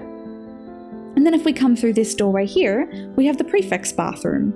Big thing. And it's functional. You can get into that and have a little bit of a swim. Otherwise, if you're not inclined, here is a shower and here is a tub. You're welcome. It is literally the only bathroom, apart from the common room bathrooms, in this whole build. Good luck. Now, we're going to make our way down a little bit more. So we're going to go down the stairwell, and we're going to come to this area here. I know, it's massive. So this is the main stairwell for Hogwarts underground area. We're still in the nice part of Hogwarts. We haven't gone to the dungeons yet. So we're going to start over this area here. So a little bit of a hallway, and then we're going to come and we're going to go, and here is another bathroom because I felt like we needed another bathroom. Then if we come through here, I don't know why that's there. If we come over this way, we have a little broom closet here. And I'd like to add little broom closets everywhere. If we go through this secret doorway here, we are in another secret passageway. If we go down that secret passageway, we actually come to a little chest. Don't know what's in this chest. I'll let you be the judge. And we can actually come back out through the a chamber of secrets. It's really just there. It's all nestled in together, honestly. Then if we come back out, let's go back out. And through this doorway, we're back in this hallway. Through this doorway, we're going to see the Hufflepuff common room. Ta-da! Oh, there's Hagrid. He's not well. But this is the Hufflepuff common room. There are multiple entries and exits, and there we go. Down here, we're going to go off, and we're going to explore this hallway just here. So first off, let's have a look at this doorway here. This is the staff room. So a chill area for them to come and have a little bit of a snack, have a bathroom, have a little bit of a staff meeting, gossip and vent because their lives are stressful. And then over through this doorway here, we actually have a dueling club. So this is where Lockhart is going to have his dueling club sessions, and there's lots of trophies and everything, and it's really fun, and it's just a fun little room. It was double story, I changed it. And then if we come back out, we're in this hallway again. We're going to make our way down once more. We're going to go through this doorway here, and we will be in the Muggle Studies classroom. Ta-da! Here it is. Lots of Muggle appliances, lots of telescopes and everything. She's absolutely gorgeous. Lots of posters. This is where they come to learn about the Muggle world. Ta-da! And if we go back out through this hallway here, we're going to come to the end of this one, and we're going to come to the Room of Requirement. I wanted it in its own little off chamber where it's not, heavily trafficked. But this is the Room of Requirement. Ta-da! Here it is, here it is, here it is, here it is. It took forever. Took forever. There's a lot of fun stuff in here. I don't actually remember what I put in here, but there's a whole lot of stuff in here. I swear to God, I did actually put jewelry or something back here. I'm pretty sure I put a diadem or something in here to represent it, but who knows? Go. I'll leave you to have an explore for that yourself. And then we're going to come around and we're going to come to this hallway here. So just going down, going down, going down, typical Hogwarts. And we're going to come to this area right here. So if we go through this door, we are back in the dueling club. If we go through this door, we are back in Hufflepuff common room. Entries and exits everywhere. It's very accessible. Do you remember this little thing here? You might do, because that's the pond that leads to this room right here at the bottom of Gryffindor Tower. I told you we'd come back to it. And I'm actually lost now. I think we're not going to go through this door right now, because that's a very special doorway. That's the doorway to the Slytherin common room, but not the main entrance. We're going to come back to that. So we're going to go down. We're going to go back down here. We're going to go back down here. I know it's a maze. And we are finally going to go down to the dungeons a little bit more. And you will notice a shift change. The tone changes, ladies and gentlemen. It changes. I love the dungeons. It's creepy. This is Filch's office. He's got a little bit of bric-a-brac. He's got some cat stuff. He's got all of his little things. He actually sleeps in here. This is his little nook where he does his knitting and everything. It's where he sleeps when he's not at home with Aberforth. Oh my God, he has a diary. As if I didn't build a place myself. And we're going to move down. And we're going to move down. And we're going to come to the potions classroom. I'm very proud of this room, because it's so cool. Look at it. You've got the little potions nooks and everything. And you've got, the racks and the cauldron and all the colors and everything. And this is where Snape hangs out, and it's so cute. So we're going to go back down this hallway here, and we're going to keep going around the bend. And we're going to come back, because that's a Slytherin common room, but we've got this place to explore first. So if we go through the door to our right, this comes back to the potions classroom, because I felt like Snape needed a secret entrance to escape the children and get the hell out of there. If we go through this doorway just here to the left, we come to Snape's office. It's not as dreary as you think. And it's just all sort of potions based. He's got some stuff going on. If I was really cruel, I would have put in a picture of Lily, but I did not have time. But he does have a picture of Lily at his house, which does exist. And then if we go through this little doorway here, we have a little storage room that usually is stocked with potions, but they keep taking the potions away due to glitches. I apologize. And then if we come out this doorway here, we are back in the hallway. Let's go explore the Slytherin common room because that's quite fun. I'm a Slytherin, by the way, if you couldn't tell.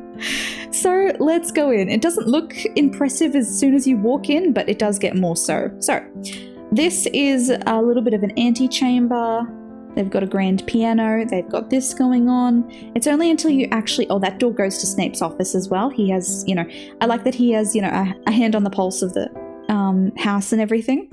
And then if we come through here, this is basically the main bit. So it's truly opulent.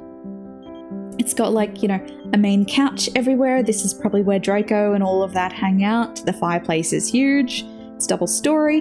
There are swans because of course there are. And then if we keep going, we've got like little antechambers, so study nooks and little bits of fun everywhere because of course they'd have the biggest common room because I am just that biased. That's a bathroom in there. And more study nooks, more study nooks. You can actually come upstairs, and if you go through this doorway here, we'll be back in this hallway that we talked about earlier. So that's through this doorway. And it's so cute. And if we go down even more, we have more staircases. I know, it keeps going forever. And if we come down here, we have all the dormitories. So underwater viewing area through these windows, that is water. And then if we come to this, we have some bathrooms. So we have opulent little bathrooms. Those are toilet rooms and shower rooms. And then if we come through here and go through the doorway, we actually have the dormitories themselves. Of course, they get the double beds. Biased, biased, biased. And honestly, I think that's it. Let's have a look. Did I miss anything? Gosh. Oh, I suppose this is your first outside view to all of it, but... Oh, Hagrid left. He was done. He was done. He couldn't take any more. Before we jump into Henford on Bagley, I just wanted to take a pause and say thank you so much for watching this video if you're still here. I worked really, really hard on this save and I'm really proud of it. It's actually going to be my 100th video on YouTube and is another milestone, so I was super, super happy that it worked out that way. If you've been enjoying this video thus far, if you care to, please give a like and subscribe, but otherwise I'm going to let you get back to the video and keep enjoying the Harry Potter save. Okay, bye-bye! Alright, now that that's out of the way, we are going to keep continuing on. We're going to go into the Henford on Bagley neighbourhood now, and what we're going to do is we're going to jump into the community lots, and then we're just going to start going through all of the residential lots where everybody lives, so I will see you in there. Welcome to King Cross Station and the Hogwarts Express. I love this building so much because it was a bit of an adventure for me. I love doing community lot buildings, and this one was duality a bit. It was both muggle and magical. So upstairs we have this very lovely muggle room where it's all fake train station, it's all ticket booths, bathrooms and everything. If you go upstairs here, you can see that it's double story and it's really fun. This is how you get over to the other platforms, and over here you have like a lock area and like a newsagent and everything, and it's really cute. It's got like the fake trains and everything. And over here we have a sort of cart setup. It's sort of going into the rock, and I thought that was so cute. This isn't actually how you get into the train station though. If you go over this way, you'll see a fake doorway. Oh my god. There's something happening between Trelawney and Slughorn. That's cute. So if we go over to this door here, it actually goes to a ladder that goes down, and then we have this platform here. Ta-da! And we can actually go down to platform 9 3/4 itself. It's super cute, and it's got like these little archway things, platform 9 3/4. And if you go through, these will actually take you to the magic realm itself, which is super cute. It's functional. And if you actually go on the train, that's customized, by the way. It wasn't red to begin with, and I had to make it red because I'm just like that. And then if you go into the train here, it's a lovely hallway. It's super fancy with little compartments and everything. And look, there's luggage on top, and it's super cute. And I loved it so much. We go down this way. Oh, that's Lockhart. We'll meet him later. And if we go down this way, we have a little bit of a sweet trolley, and through here we have another carriage, which is another sweet trolley and open area. It's open plan. You can come in, you can have a chat with your friends. It's also got the luggage compartments as well. And that's another entry. And if we go in here, we have a little mini bathroom, which I thought was super cute. And then we also have a back of the train here. So it's super cute and custom, and it took me forever, but I'm really, really proud of it. And I absolutely loved this build. Like the whole of, oh my God, there's Molly and there's Ted. See, I love how the characters come out, but doing King Cross Station was absolutely so much fun, and I'm so glad I had the opportunity to do so. Welcome to the Ministry of Magic. It doesn't actually look like that from the street level because the Ministry of Magic is actually secretly hidden away under it, but let's explore the top bit first. You'll notice that I did a massive billboard of Gilderoy Lockhart. You haven't met him yet, I don't think, but he is absolutely the bee's knees. He's so pretty, and I just wanted to give him a little bit of lore around the town. So he does have a billboard advertising his new book or whatever it is, and that is in the street view. And then up top, it's basically just muggledom, really. So you've basically got a little street here, you've got a cafe, you've got a park, you've got a little laundromat over here. So if I go down, ta-da! So it's really, really cute. It's just the little cafe. I'm not sure how functional it is. I believe the lot is classed as a bar, so unsure. You've got a little playground, you've got a little laundromat.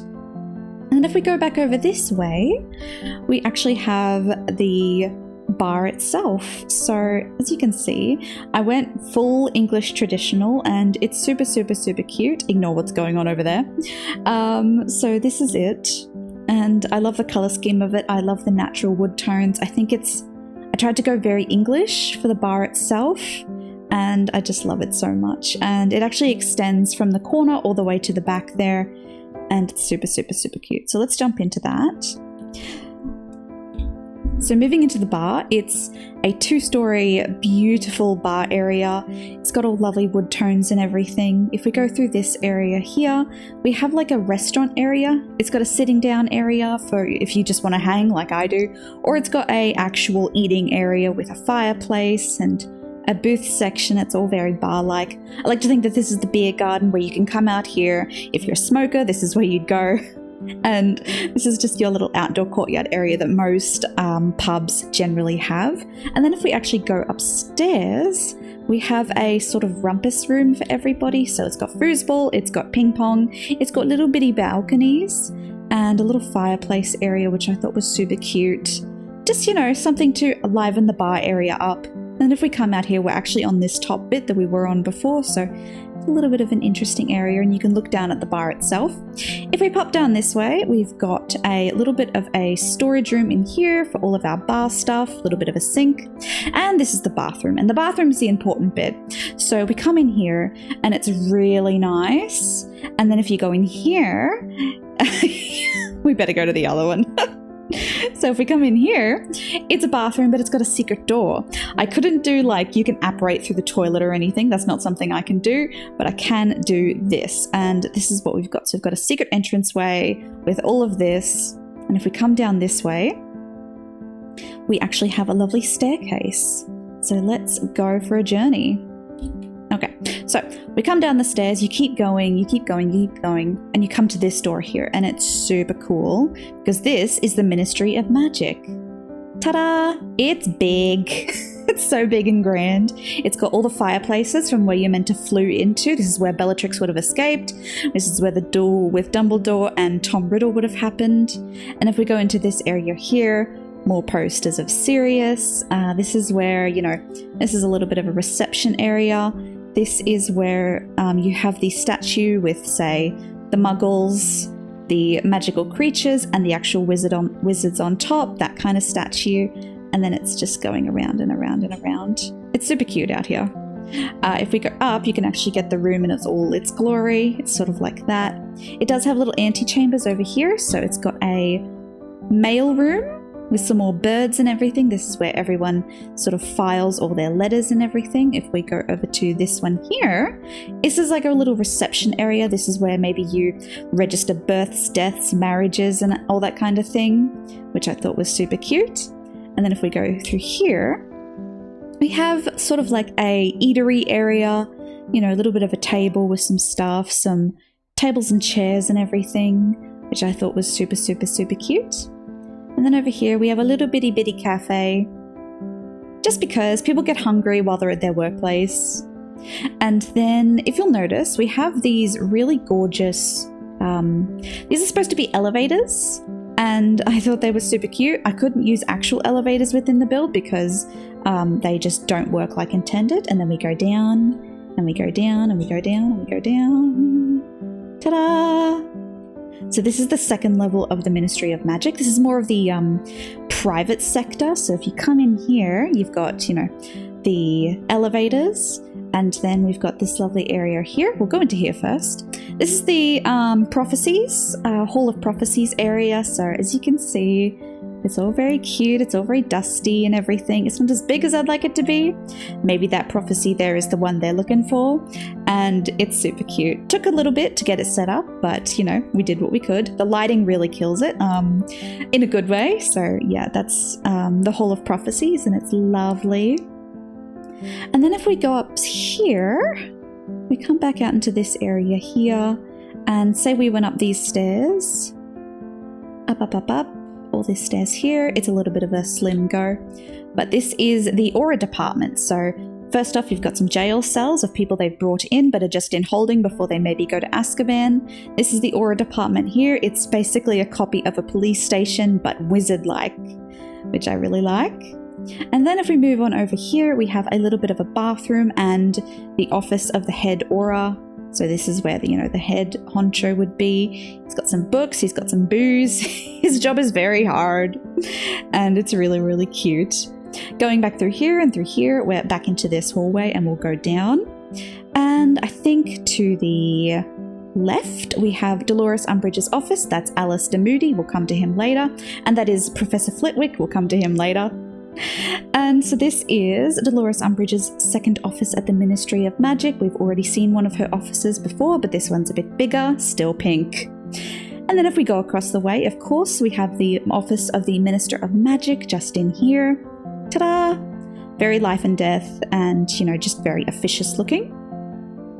Moving over this way, I think what we'll do is we will go to the courtroom. So this is where Harry would have had his court case with everyone, all the lords in attendance. So it's a little bit of a squeeze, but this is it. Ta-da! So as you can see, we've got where the head honcho, maybe Albus Dumbledore or whoever's running the show would sit just here, and Harry would sit just here in his little chair of judgment, and there are other chairs and benches everywhere for people to fill up this area here. And if we go upstairs, there's some chairs and stuff for like the purebloods of the House of Lords if they want to come and have a watch and everything. They've got some drinks. It's the classy section. And moving on through this doorway here, it's basically the area where the House of Lords or the purebloods themselves can come and have a drink between court sessions and everything, have a little bit of a gab, and a little bit of piano music. And then if we go through this way here, we are on this top balcony that runs between these two areas. We go through here. This is the public section. If you're not a pureblood, you can't go in, but otherwise you do need to just wait out here and wait your turn. And then we can go back down here. And then lastly, we have the Hall of Mysteries. The Veil, I think, is in here. Yep. So if we come up here, candles, crystals, and moving up onto this platform, you can take the stairs. It's double story, and it's actually got a portal to the magic realm, which is so cute. This is where Sirius would have passed, unfortunately. But yeah, and these windows do look into the courtroom just here, which I thought was really fun. And really, that is it, I believe, for the Ministry of Magic. It's a fun little area. I was able to fit so much onto this small lot, but we got there in the end. And this is the outside look if you wanted to have a look around. Ta-da! Ta-da! And then we move up and it's got all this. That's a second story. It's basically useless. And then we're back up top. But really, welcome to Grimmauld Place. It's a rental unit with one half of the lot and the other half is dedicated to rental units for other characters because I was working with space issues. So if you come over here, it is very cheerful looking. It's not a Grimmauld Place that you would recognize, but once you actually go in the front door, you will recognize it as the dreary, drafty, awful place that you do not want to be. And who lives here is Sirius Black, Remus Lupin, and Kingsley Shacklebolt. Sirius obviously is trekking mud through the door every chance he gets. And if we go inside, we have a decidedly awful and very gloomy place to live. So moving on into the house, we have a portrait of Walburga right on the wall. She is angry, she is screaming, we do not like her. And then over on the left, the right, we have skulls mounted on the wall. These are meant to signify the various house elf heads that are meant to be mounted there. And I thought was just really, really fun. That is a storage closet right there. And if we go on into this first area, we have the main living room, which is super drafty and super mysterious. Everything is done in tones of black, and it's meant to be really old and decrepit and incense burning, alcohol everywhere, and really just shamshackle.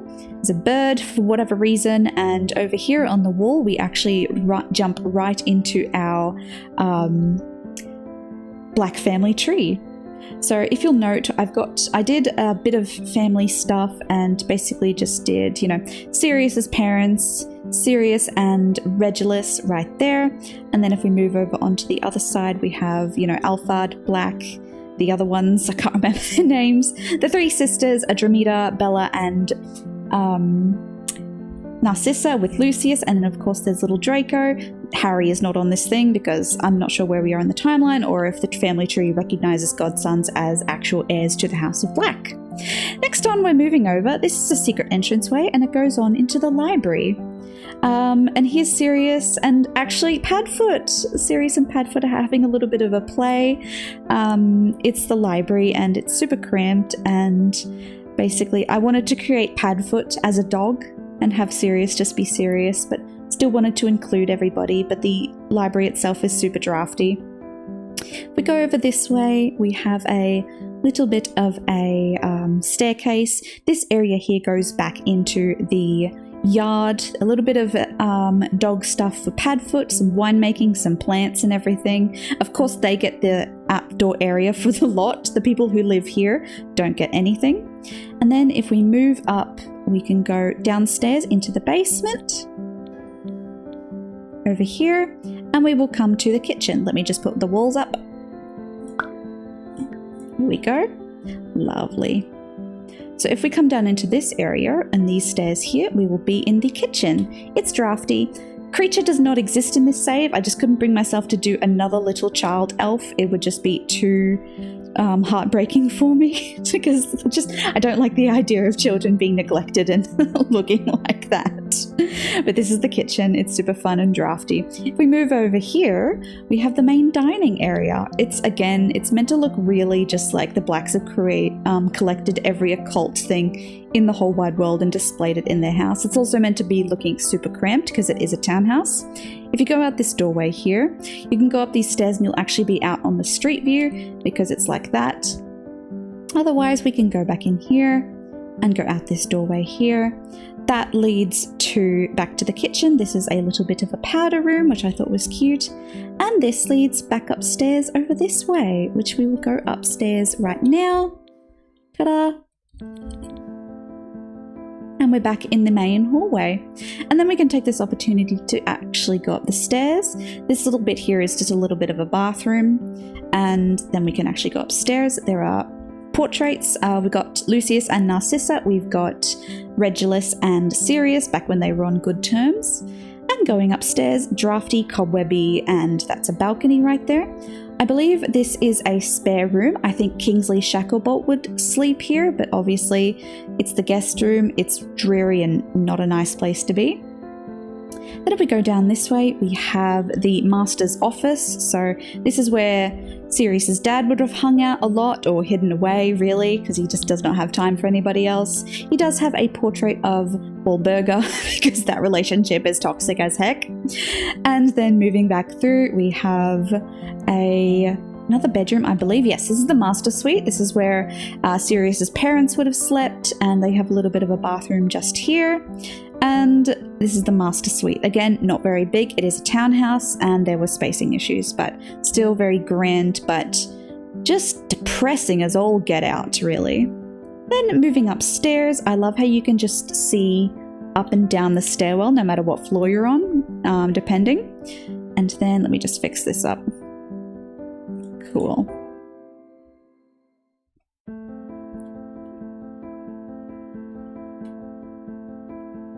Alright, and then we are in the hallway of the top stairs.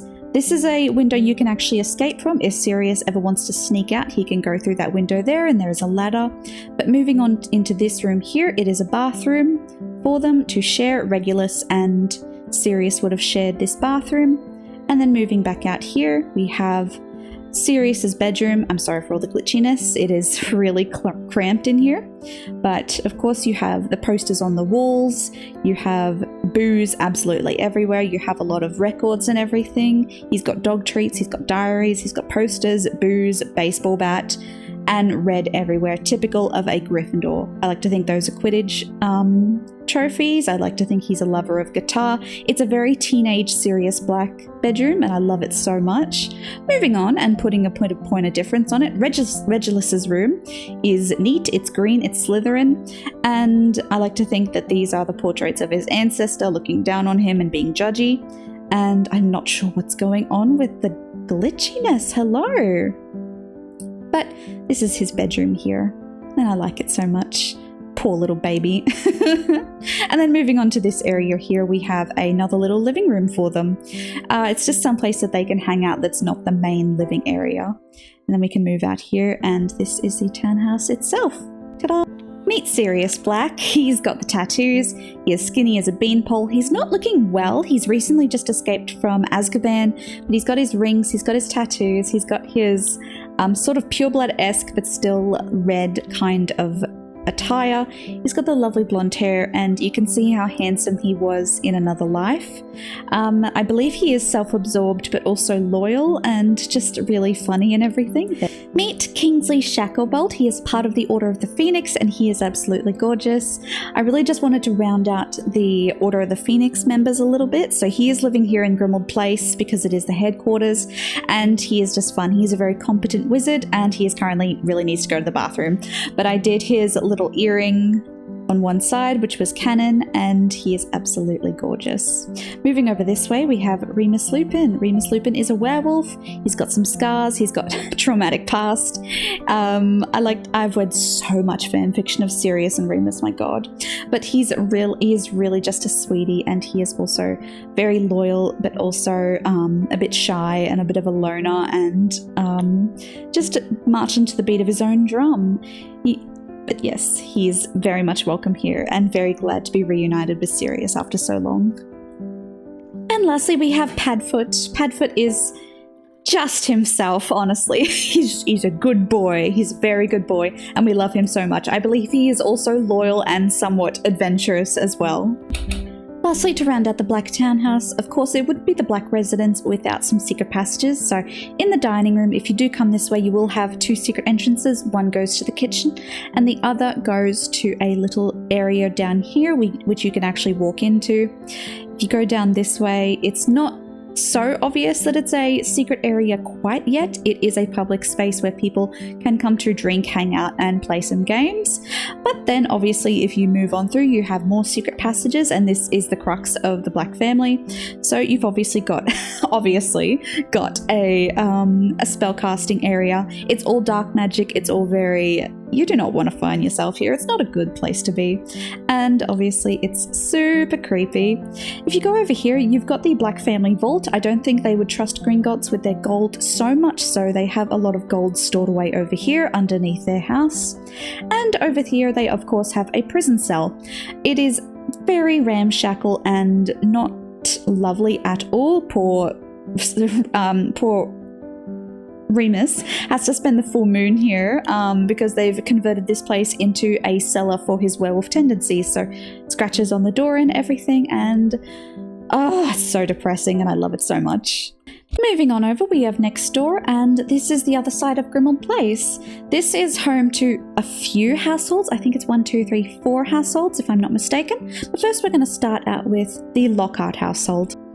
And here he is, the true main character of the Harry Potter series. It's Gilderoy Lockhart. He does look a bit different from his movie counterpart. He's more reddish hair than blonde. And yes, he is wearing lip gloss. And yes, he does have eyelashes. He is just that extra and gorgeous. He's also got contouring on.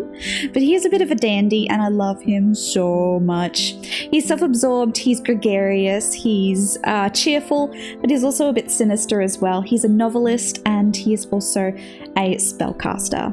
But yes, I love him so much. And I just wanted to pop him somewhere because I wanted to home all of the defense teachers. Moving into the apartment, we have the main area. So it's home to a lot of characters, so I wanted to sort of break it up and make it very, very homey. So if you move into the main foyer, you've got some letters, you've got a main sort of reception area, and through this door we actually have Gilderoy Lockhart's apartment. And as you can see, it so belongs to him. It's lots of red tones, nothing to do with Gryffindor per se, but is just that fancy. He's also got a lot of fan mail and everything, lots of mirrors, lots of awards, lots of money, and of course he has a very dedicated writing area where he writes all of his books and everything, and he's just very into himself. His kitchen is never seen a single bit of cleaning or the light of day in its life. It's just basically a shelving area for his love letters and his money, and he doesn't actually do any cooking or that himself. Moving on into his bedroom, it is experience. I wanted to lean into his vanity and sort of go from there. And then you have a little bit of a bathroom area for him, again, as it is very expensive, very gaudy, a little bit almost the Malfoys, if I'm being completely honest, but we will get to the Malfoys. And that is it for Gilderoy Lockhart. He is just the bee's knees. Moving on over, we have the Tonks family, and first off we're going to meet Nymphadora herself. She is beautiful. She's a young lady with some freckles, some piercings, and some pink hair. She's clumsy. She is in the policing career, so she is a constable or something like that, or a cadet, and she's quite low down on the list. And she's also quite admirable. She's loyal, she's a bit funny and everything, and she's just super keen and just a smidge naive, but she is ready to tackle the career ahead. Meet Andromeda Tonks. She is an older lady. She is obviously from the Black family, but she has moved away from them now to marry Ted Tonks, and she is so stunning. I love her so much. I like to think she retained some of her fancy style from her pureblood status, but she is domestic. She's family oriented. She's kind, but she's also quite cunning, being a Slytherin herself, and she's just the bee's knees. And lastly, we have Mr. Ted Tonks himself, married to Andromeda with the father of Nymphadora. He's a bit more muggle based. He's very ordinary looking, but he is incredibly kind. He's in the medical career, and he's just a sweetheart. We loved. This is their apartment, and it's on the second floor of the townhouse. And if you come through this doorway here, it's obviously very homespun. It's not as fancy as obviously the Black family would have been, but they make do with what they can. I do like the idea that they have trophies for Nymphadora and her school days. Maybe she was a Quidditch player, we don't know. Their kitchen is very, very cottage core. It's very warm and everything. It's a very big duality between the Black family house and what the Tonks are doing. Over here we have a little bit of a powder room, and over here we actually have the bedroom for Andromeda and Tonks, Ted as well. So that's their little place. This is her side, this is his side. Again, spacing was an issue, but we did what we could. And then moving out over, we have upstairs, which we will move up to now. So Through this doorway, I believe we have the main bathroom. You do have to get up the stairs to access the bathroom. And then moving on into this doorway here, we have Nymphodora's bedroom. It's very teenage based. I like to think she's still a young lady and just sort of making her way in the world. And she's obviously got some more trophies. She's into athletics. And this window is something she can actually escape and sneak out of to get onto the roof. The roof itself is belonging to the Tonks family. They have like, you know, a crystal charging station. I believe they plant maybe medicinal plants up here. And then they also have a ladder that goes over here. If you wanted to sneak out of the black residence, you would actually come out right here and you can go up this ladder here. And then you also have a rooftop garden for anyone that wants to come and have a look. But really, that is the top half of the townhouses, and we can start moving down to the bottom occupants, which I believe is the Diggory family and a certain defense against the dark arts teacher. Meet Mr. Cedric Diggory. Yeah, he knows. He knows he's gorgeous. So I based him a little bit off of Edward Cullen, again because of the actor. He is an A student, he is a teenager, he is gregarious, but he's also loyal, and he is incredibly kind and just the sweetest thing. I gave him this outfit because I wanted to give him a yellow scarf that harkens back to his Hufflepuff roots, and he also has a good but slightly strained relationship with his father Amos Diggory. Meet Mr. Amos Diggory. He is gregarious, he's a snob, he's also family oriented and a bit of a politician. I believe he's in the politician career and he is absolutely lovely. I tried to sort of base him on the actor from the movies. He's very much supportive of his son to an overly intense degree, but he's super proud, and Cedric just sort of tries to have to navigate that, but his dad loves him and Cedric loves his dad, but his dad's just maybe just puts people other down to raise Cedric up, so to speak. In order to get to their townhouse, what you can do is you can actually go down these stairs here, and it actually goes down to the lower level. This is basically the less nice section of these townhouses, but you know, we had to fit everyone in, so we did what we could. Again, another little reception area for people that live down here. This is the hallway. You could probably tell who lives where. This is the Diggory household, and that is the Quirrell household. We'll get to Quirrell. So moving on to the Cedric Diggory household, just really basic. Another homey kitchen like the one upstairs that the Tonks have. So it's basically same furniture and everything, but in different colours. I don't know what happened to Cedric's mum. In my canon, I believe she is passed, so it's just him and his dad, and they live in this super basic and small but very homey little thing. I like to think that these are Cedric's wall of achievement certificates and everything. This is a little desk area, and his dad is super into inviting people over and showing them the awards section. Over in this area here is Cedric's bedroom. Very studious, very loyal. He's all about the friends. He's all about the Quidditch trophies and just sort of keeping everything neat and nice, and just a very outgoing and likable boy all up. And he's into music and everything, which I thought was super cute. Over here is a little bit of a bathroom for them, nothing super fancy, but still keeping with the old-fashioned tone of the magical world. And through here we have Amos's bedroom, which is again super simple, but you know, space was a thing, and we just did what we could. But really, that is the Cedric Diggory family, and we like them so much, and we will hopefully see some more of them in the future in the save. Welcome to Quirrell's flat. It's not much to look at. I like to think this guy is away for a long time traveling and exploring the magical world before he was enslaved to Voldemort. So a lot of dankness, a lot of cobwebs, a lot of built up mail. If we go on in and have a look at how things are going, we've got Quirrell himself in his little flat. It's basically this. This is tiny. He's got a little dining area, and if we move in forward, I've given him a little bit of a TV because he needs something in his life, but it's really just small and not at all nice, really. I mean, he's got some tea and everything, but that's okay. And then I like the idea that he's got vampire posters, and he's sort of just, you know, vampires. And then moving on in here, he has a little bedroom and everything, which is super simple. A little bit of a fireplace and a little bathroom. The bathroom is this. That's it. That's all he gets. And his life is just super tiny, but super sad and everything. But I suppose he does love what he does, but yeah, he did not have a good end.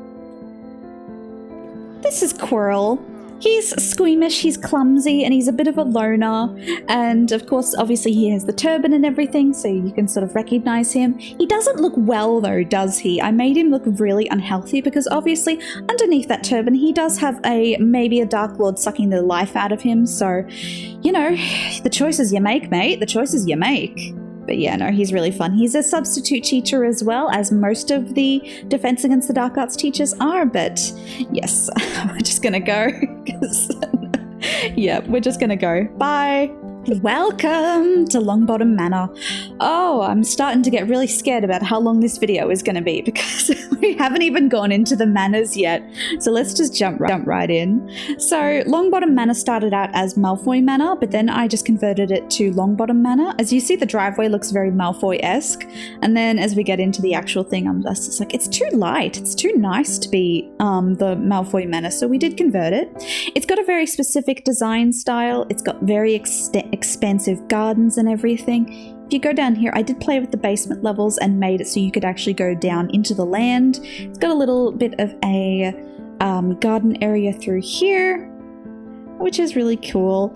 And then if you go down here, you've obviously got the hang on, I can get it. Here we go. You've got a little area here that goes underneath, and that is actually the family crypts over here. So being a pureblood family, the Longbottom family does have a family crypt. And they actually do have some graves in here. So this is Augusta Longbottom's dead husband. He's right there. But unfortunately, we don't have many other graves to do because Neville's parents aren't actually dead. So I've made that mistake so many times, honestly, though. But yes, moving on through, we have this area here to round off this bit, and then we also have this area here, which is the pond area. I like to think where this is Uncle Algie threw Neville to get him to awaken his powers when he was a little bitty boy, and it just, you know, it basically worked out, but it was not a good way to go about that. Moving on through, we are going to enter the foyer first and see how we go. So obviously it's a pureblood family, and oh, here's the family actually. But the house itself is super, super, super nice. I like to think that the Longbottoms are very old purebloods. They're well traveled, they're well styled, and they have an absolutely beautiful house. So here is the welcome area. This is the living room over here. Obviously varied colors, lots of browns, lots of lovely colors and everything. I wanted it to be very different from the Malfoy Manor, which we'll meet soon. And it's just trying to be as nice and old world and old money as we possibly can. We have this lovely walkway here from the front of the house to the back of the house as well. And then moving on down here, we have the library. So this is the library. It's double story. It's super gorgeous. I love the library. And it's all sorts of lovely and beautiful. Lots of brown tones. I love brown tones, and I love making manor houses. I think, don't tell the Malfoys, but the Longbottom family actually has the nicer library than them. Their library does not compare.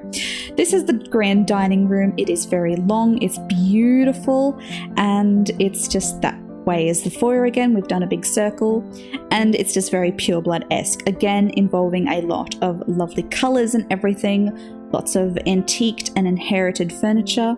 Through this doorway here, we have a very lovely old-fashioned kitchen.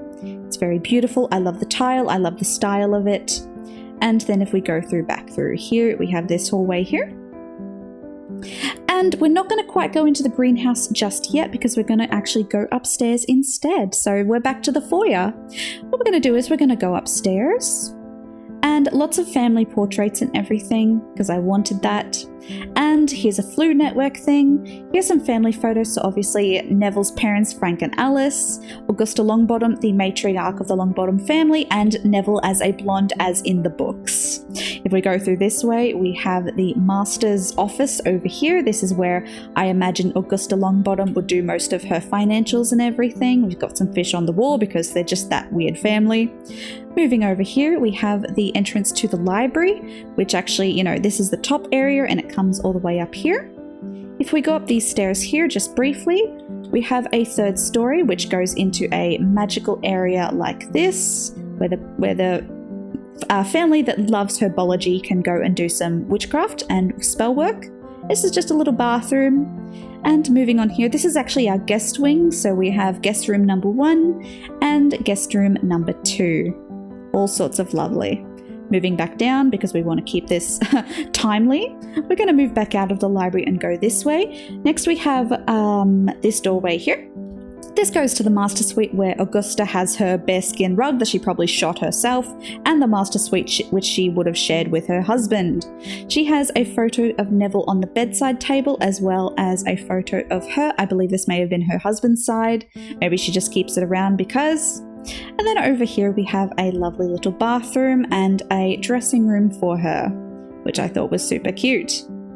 Moving back out this way, we actually have Frank and Alice's old bedroom, which they do not sleep in anymore because they are mentally not there anymore. So it's super sad, it's super dusty, it has been neglected, and it's just been left in the condition they probably left it in. They probably covered some furniture and everything, but it was super, super, super sad.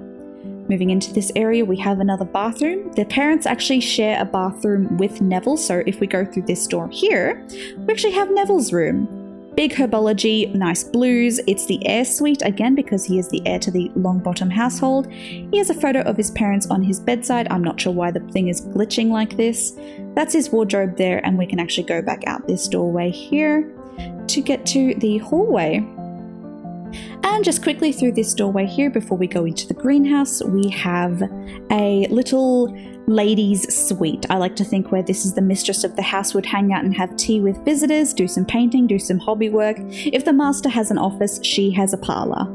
So yes. And then moving back out, we have the main thing of the Longbottom family, which is their massive greenhouse.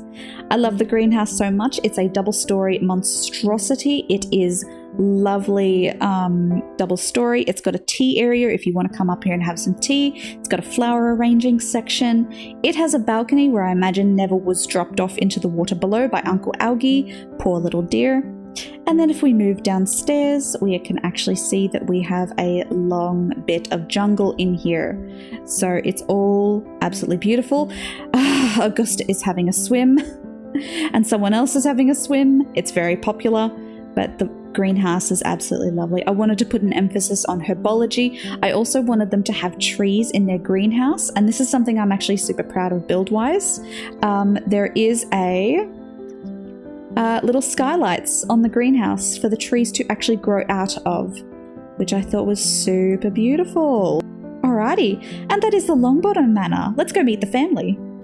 Meet Neville's grandmother, Augusta Longbottom. She is skeptical, she is family-oriented, and she is the Longbottom house head as her occupation. I like to think that being the head or matriarch of the family is a full-time job because obviously that would come with lands, estates, maybe tenants. It's a bit of like old-fashioned kind of thing. And she is, while a bit severe, very loving and dedicated to her family. Come back. Come back, don't walk away. Meet Uncle Algie.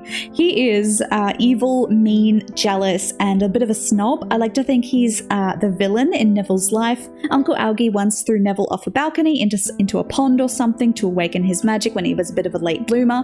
I like to think he's always been jealous of Neville and had it out for him and wanted to kill him so he could take the heir spot for himself, because obviously Neville precedes him in line for the head of the household after Augusta dies, or when Neville comes of age. I'm not quite sure how that works, but this is Uncle Algie. He is still alive in this canon, and you better watch out for him. Say hello to Neville Longbottom. He is blonde and a bit portly, and as he is described in the books. He is a green thumb, and his confidence isn't the best, but he is also the heir to the Longbottom household. He has a good relationship with his parents, but it's quite difficult. He's close with his grandmother, but it's quite strict, and he is definitely afraid of his Uncle Algie, so that's all very fun and lovely.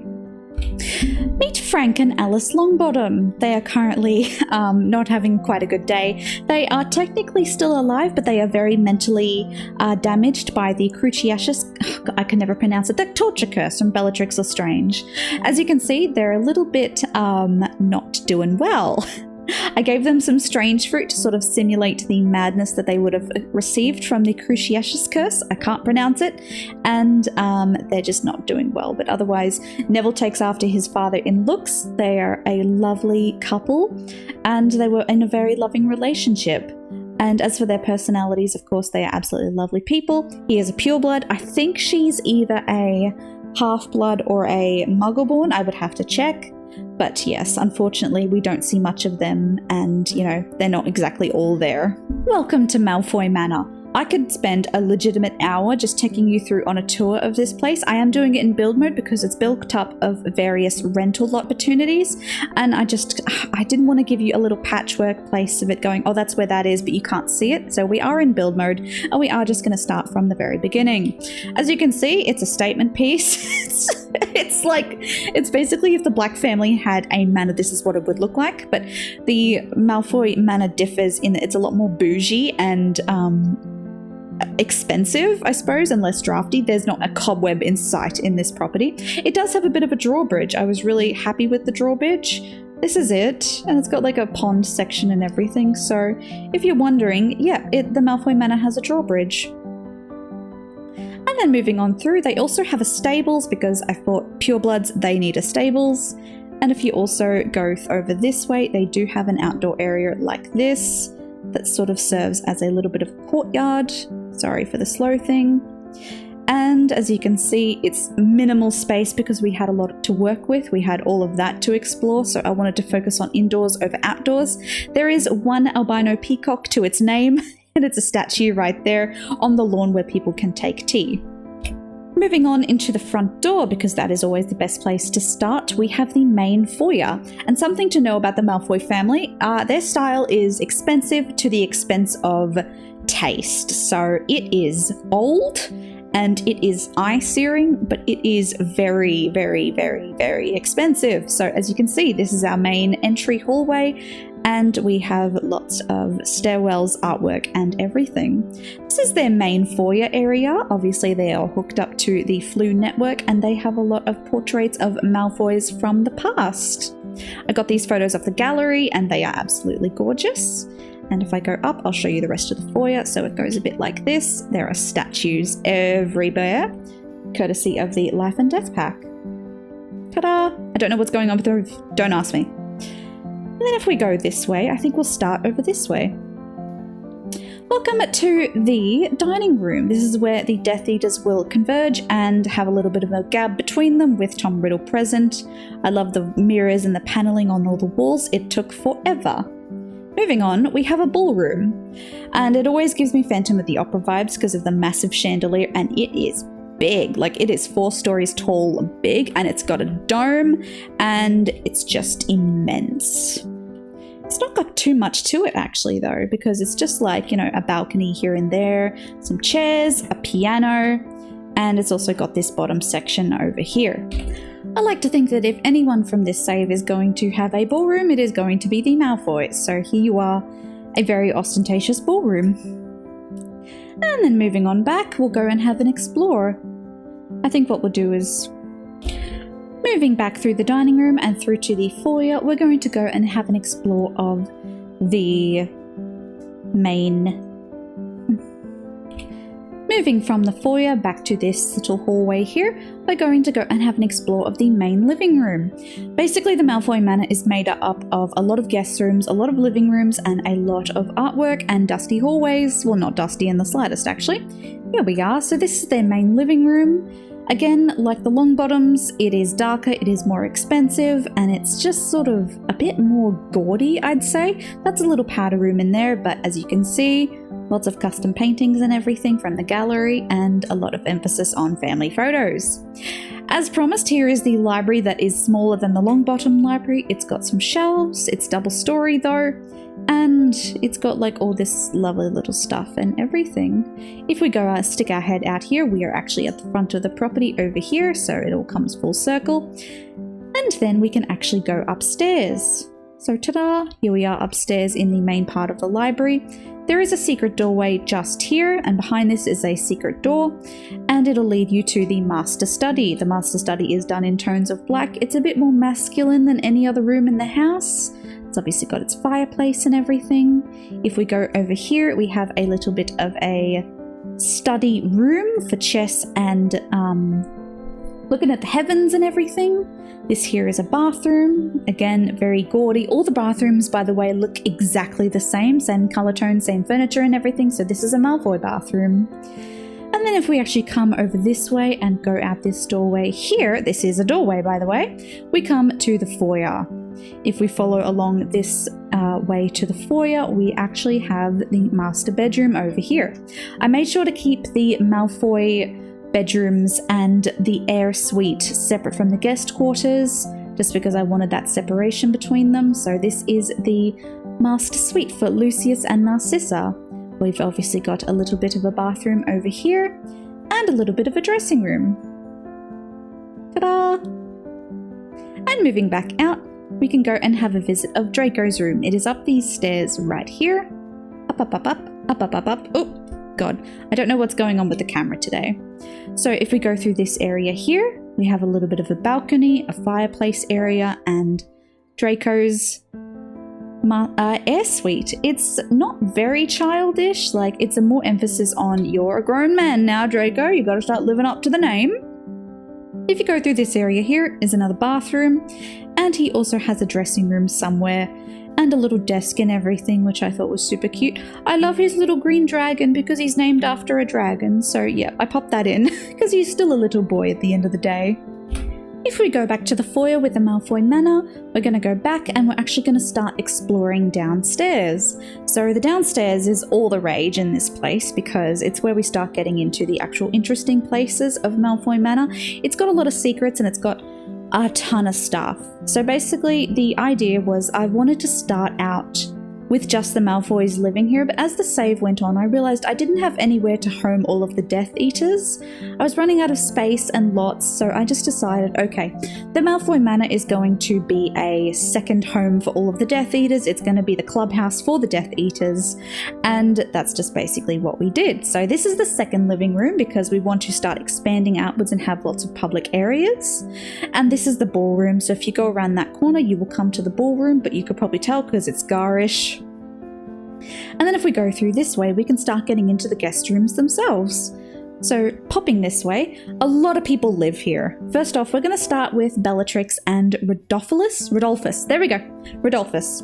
They live in this room just here. It's a green chamber and it's absolutely stunning. And all the guest rooms also just look the same. Like they're different color tones and bit different furniture, but typically it is just the same for everybody. I wanted to give everybody their own suite. So everyone gets a bathroom, everyone gets a lounge room. And then moving on this way, I believe we have someone over here. I think this is Anton Dolohov, I believe. And he lives in here, so he's got a lovely room like this. And then moving on down, we have a lovely narrow hallway. Everyone's going to hit their heads on the chandeliers, but don't worry about that. And then over here we have Lord Knott. So this is where Theodore and his dad live. I think? No, it's not. Someone lives here. I'll have to come back to you on who actually lives where because so many people just live here. Oh, pardon. This is, I think the red suite was Rabastan, and this is where Anton Dolohov lives. So this is his suite here. And then if we move a little bit down more hallway, and we actually come to where the Knotts live. So this is the Knott suite. That is a bathroom in there. I'll just give you a quick peek. Again, they all look the same. And then we have a lovely living room here, and this is where Theodore and his dad sleep. Unfortunately, I couldn't give them separate bedrooms because I ran out of room, but the opulence is there and the space is there, so we just do what we can. And then moving back down this hallway, we have another little foyer area. All the foyer areas look exactly the same, and if you go out that door, you will be going to the outdoor front of the property. But we're going to actually go down these stairways here and start going into the basement levels. Here we go. Oh, not too fast. So coming to this way here, this is a bit more of the informal areas. So if we go into this one here, I believe this is Pansy Parkinson's guest room. She also lives here because I wanted Draco to have friends. That is her bathroom there. But it's in shades of pink and red, just a bit more feminine for a young girl. And then if we go this way here, I believe this is, hang on, am I in the right place? I'm surely am, surely. This is the rumpus room. So it's a bit of a bar area for everybody, just another public room, which is a bit more adult for all the Death Eaters to come and actually hang out. We go down a little bit more, we have a kids rumpus room. So this is where the kiddies can hang out. They've got some areas, they've got a little puppet show, Don't Wake the Llama, and a little bit of, foosball and crafts and everything. It just gives all the kids that live here a little bit of a chance to hang out. So we've got Draco, we've got Pansy, and we also have Crab and Goyle. As you can imagine, Crab and Goyle share the suite, and I think it's just so cute. Obviously they have a bathroom, they have a little bit of an open area, but lots of kids live here as well because we wanted that to happen. Moving on down, we are back into the foyer. So if you go up there, that's the foyer. If you go down, that's a foyer. So it's probably a bit confusing, but it makes sense if you look at it from the top. This is the kitchen. Dobby lives here. This is where Dobby works. He is the only house elf in the household, and you are going to meet him very shortly. And he also has a little bathroom right here. And he also has a little bedroom right here. It's not great. He has cleaning supplies, and he has a little cell with a little bed and some treats and a toy and some cobwebs. It's very Harry Under the Stairs-esque, and yeah, everyone was so interested about where Dobby was going to sleep, and I'm like, well, it's going to be depressing, don't worry. And then we can actually go down some more. So I think that's most of everyone who lives here, except, let's see, I think this is... Okay, so this is Fenrir Greyback's suite. Because he's a werewolf, he has to have a little bit of a custom scenario, and he's not got the best. So they basically just converted some kind of wine cellar into his bedroom. So he's got a living area, and he's also got a cell for when he turns into a werewolf, because Narcissa is not going to have a werewolf running around her house, no sir. So he gets a bit of a cell scenario. And if we go back out here, we're back in the stairwell, and we can keep moving our way down. And I love how I decorated most of these rooms. They took forever, but it was really, really fun. Coming down this way, we have the dungeons. So it's super tiny. I just basically, I created a whole manor at this point, and I only had creativity for one jail cell in me. So this is where Luna would have been when they came to Malfoy Manor.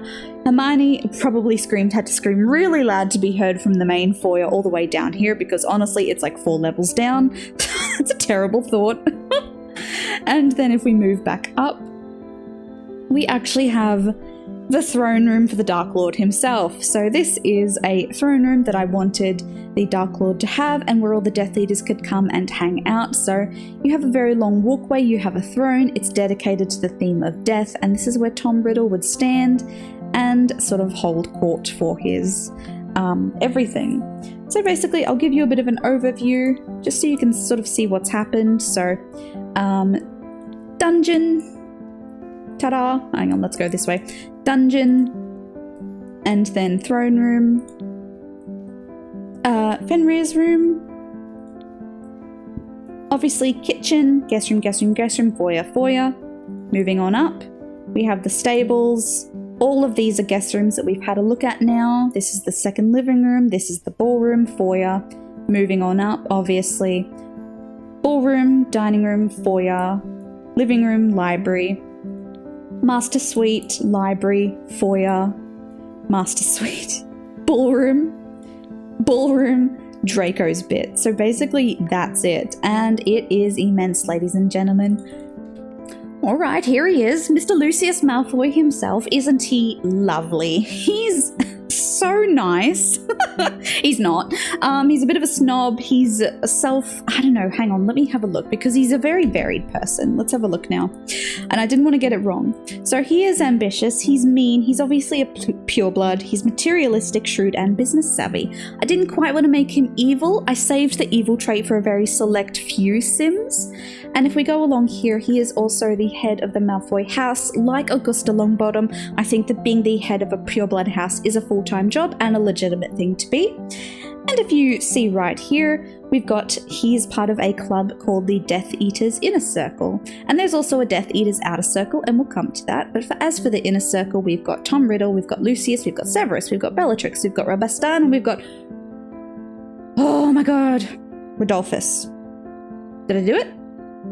Yes, I did it. Rodolphus. Oh my god, yes, perfect. Now, another person we want to meet, and you've probably been seeing him at the corner of your eye. So, don't hate me, but this is Dobby. Oh no. So, this is Dobby. He's okay. He's an elf. He's the only possible elf I could have made in The Sims, and I knew the Malfoys had to have an elf, so this is Dobby. Is so good and kind-hearted, and obviously a spellcaster as well. He does not have a good relationship with any of the Malfoys. They hate him. Meet Narcissa Malfoy. Materialistic, snob, and family-oriented. She is absolutely lovely. She started out as having black hair when I thought she did have black hair, but then I changed it to blonde hair. She's obviously wearing some gorgeous Chanel, and she's not evil herself, nor is she a Death Eater. She's just very caught up in a very difficult situation, but she does have her share of good and bad. But I think she came good in the end, and we love a Narcissa Malfoy. Meet Draco Malfoy. He is mean. Being a child, he can only have one trait, but he is obviously taking after his parents, and he is a pureblood little snarky brat. He has many friends who live here, Crabbe Goyle and Pansy Parkinson, and he's obviously not going to have a great relationship with the Golden Trio, but we love Draco anyway. He's everyone's redemption arc. Oh, Bellatrix Lestrange. She's erratic, she's evil, she's loyal, and she's alluring, and she is fresh out of Azkaban, and she is not doing well physically or mentally. She's evil, and I don't usually give Sims the evil trait unless they really, really deserve it, but in this case, she definitely deserves it. She is part of the Death Eaters Inner Circle Club, and she is living with the Malfoys with her husband and brother-in-law. Meet her husband, Rodolphus, also fresh out of Azkaban.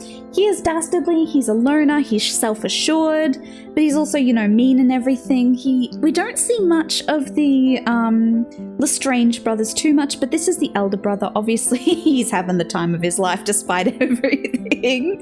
And they're just described as having brown hair and quite bulky and tall and everything. So, yes, Azkaban did change them, but, I like to think that Rodolphus does have a soft spot for who Bella used to be before she went absolutely bat-crap crazy, and you just sort of make up little laws just to make the story easier. But I do somehow I do hope that there was some friendship there, just because Bella's absolute obsession with Tom Riddle is just doomed to fail.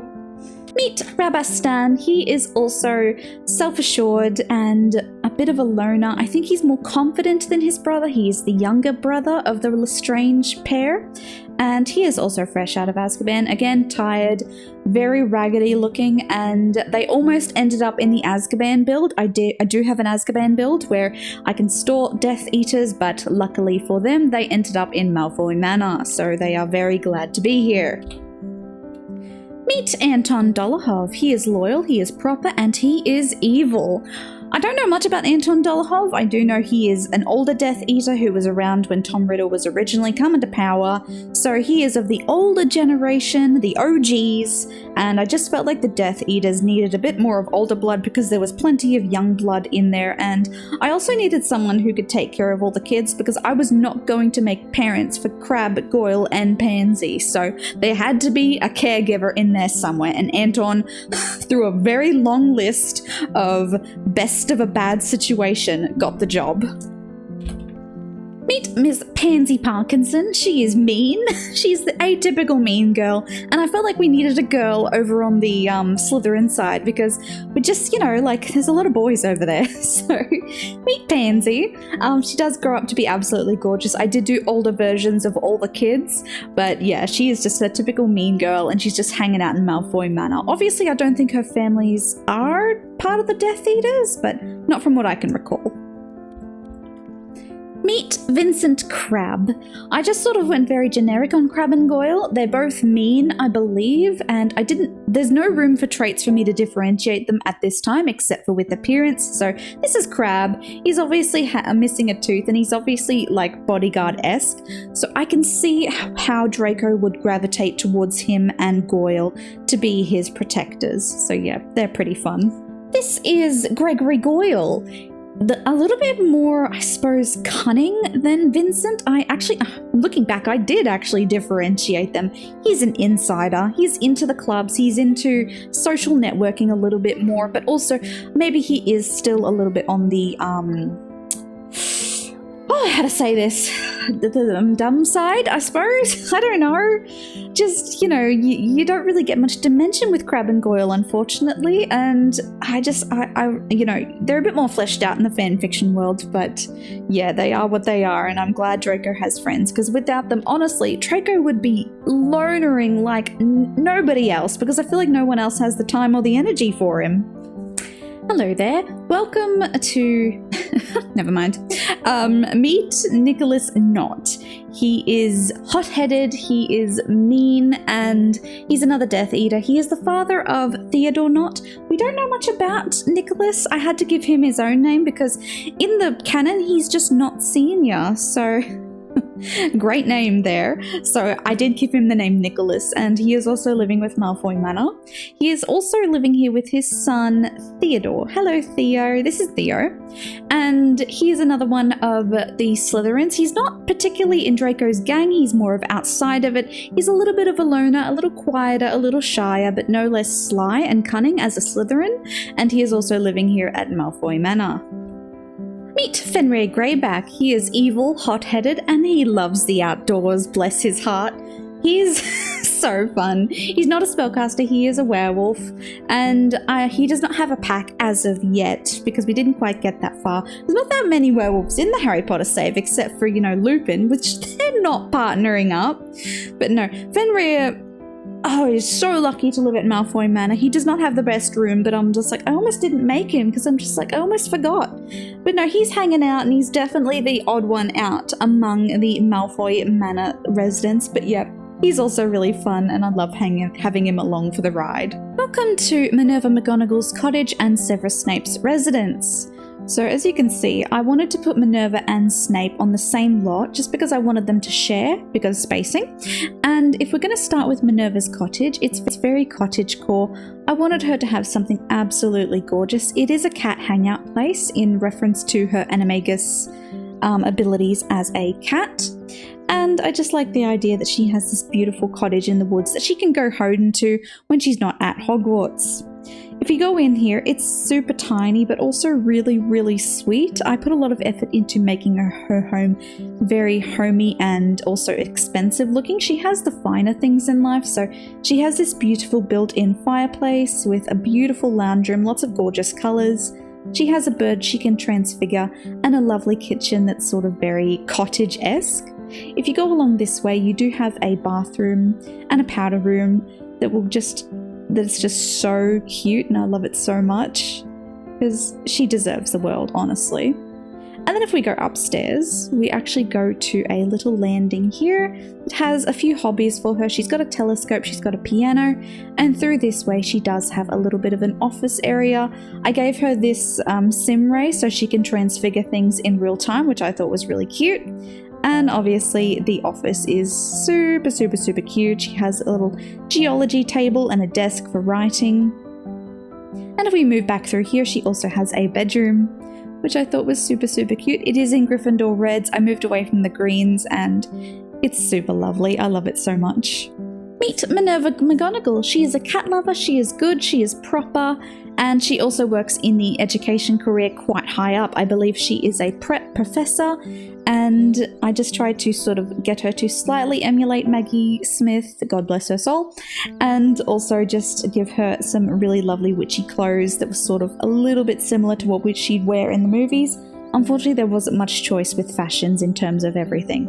She is a part of the Order of the Phoenix, which I really, really loved, and she is a very good spellcaster. She's quite talented. Moving on over to Professor Snape. Severus has an apothecary. I made him a business owner for when he's not at Hogwarts, but otherwise he is a business owner, plus he does work in the education career.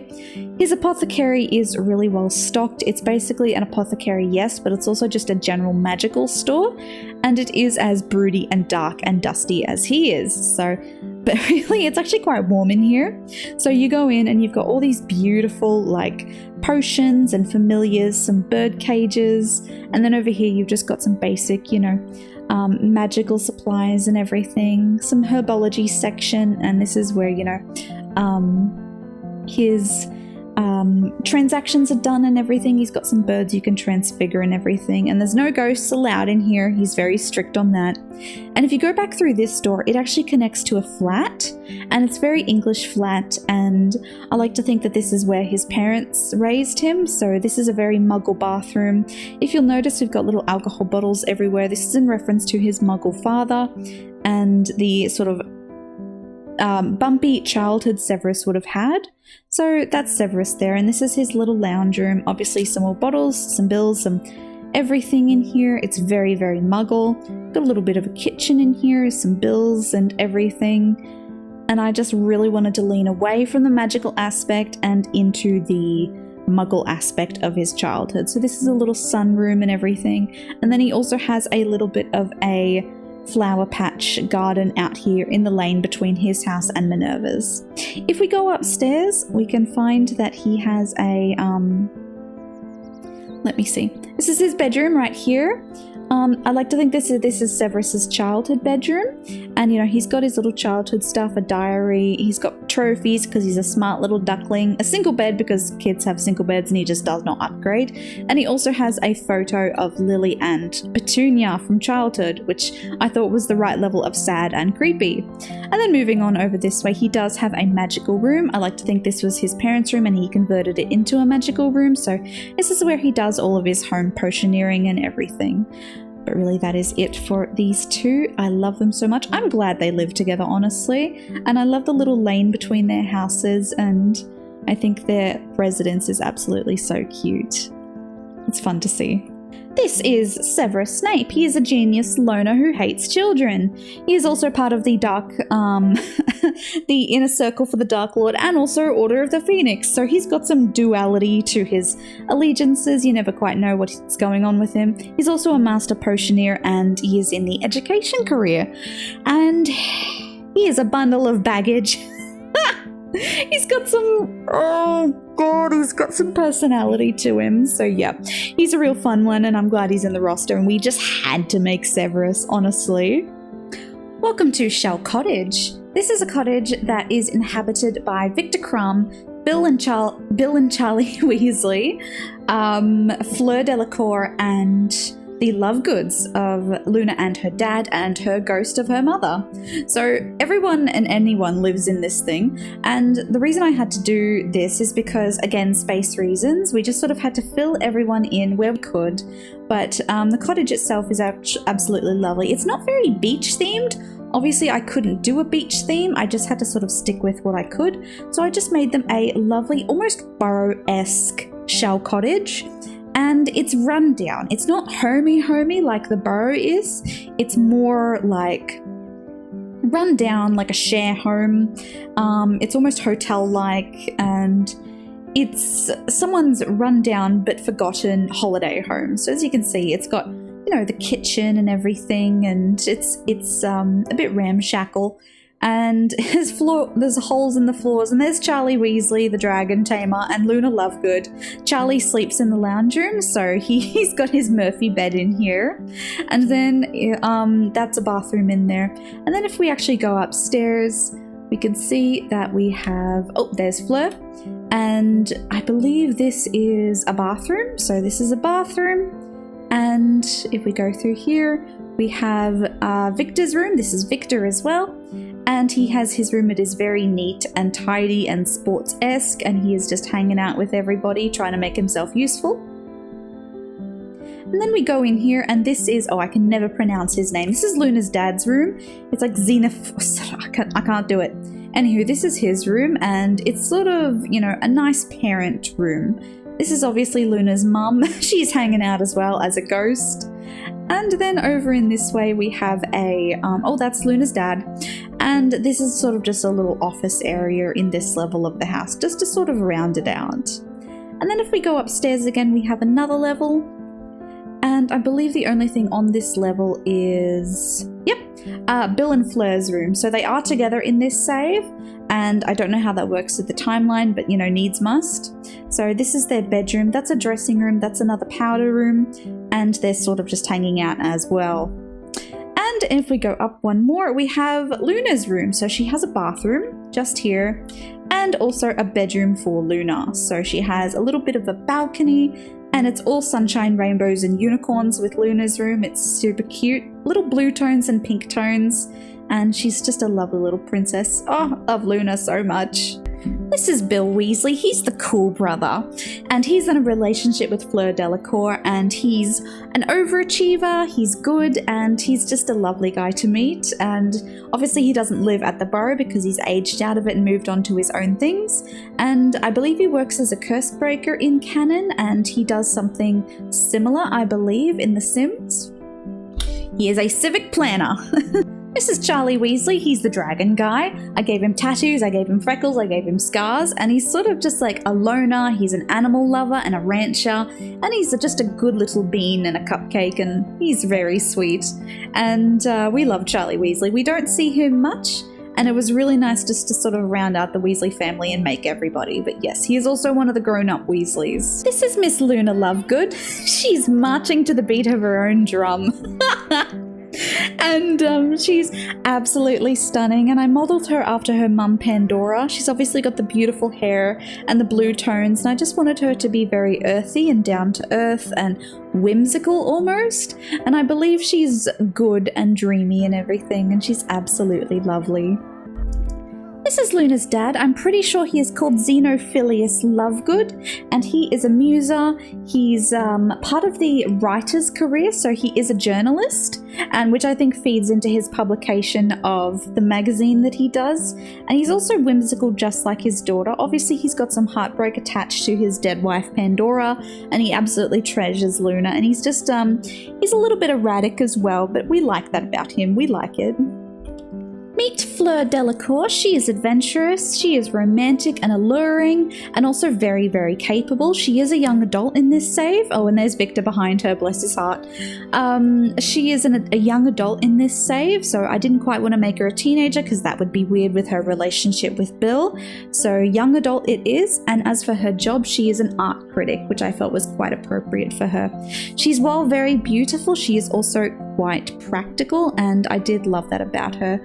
And I think I gave her some very, very blue eyes in reference to her part Vila heritage. This is Mr. Victor Crumb. He is proper, he is active, but he is also very clumsy. He's in the sporting career as not a bodybuilder, but I think the other one. And he's obviously quite muscled, and he's a young adult as well, referencing Fleur's age. And he's sort of just in here fighting the good fight. He's the only one that came from, these are the only two that really came from a different school, but I still wanted to include them, but I was not going to build separate schools just for 2 students. Can't do it. So yeah, they are in here as a little bit of a bonus, and I do think they really add to the character of the save, and I love Victor so much. He is clumsy because while he is graceful in the air in Quidditch, he is not very graceful when he's on land and everything, and he's also quite into bodybuilding over cardio, so yeah, he's a ton of fun. Alright, this is a bit of a quick interlude away from the residential properties. So this is Azkaban Prison. I don't know why I built it. It didn't actually get used all that much, and it's just a ton of fun. I really did like the idea of putting Sirius and Bellatrix all in Azkaban Prison and solving a lot of my space issues, but when it came time to it, I just really didn't feel like it because I wanted them to have good things in their life. So you can't actually get to Azkaban Prison easily, so you do actually have to enter a secret doorway from the corner of the property, go around and go up a very, very, very long ladder and until the actual entry of the property, and you come in about there. And then you go up another ladder and you're basically in. It is a rental property, so if you want to put people into Azkaban, they can rent out a cell in the property itself. And you also have a portal here that connects you to the magical realm.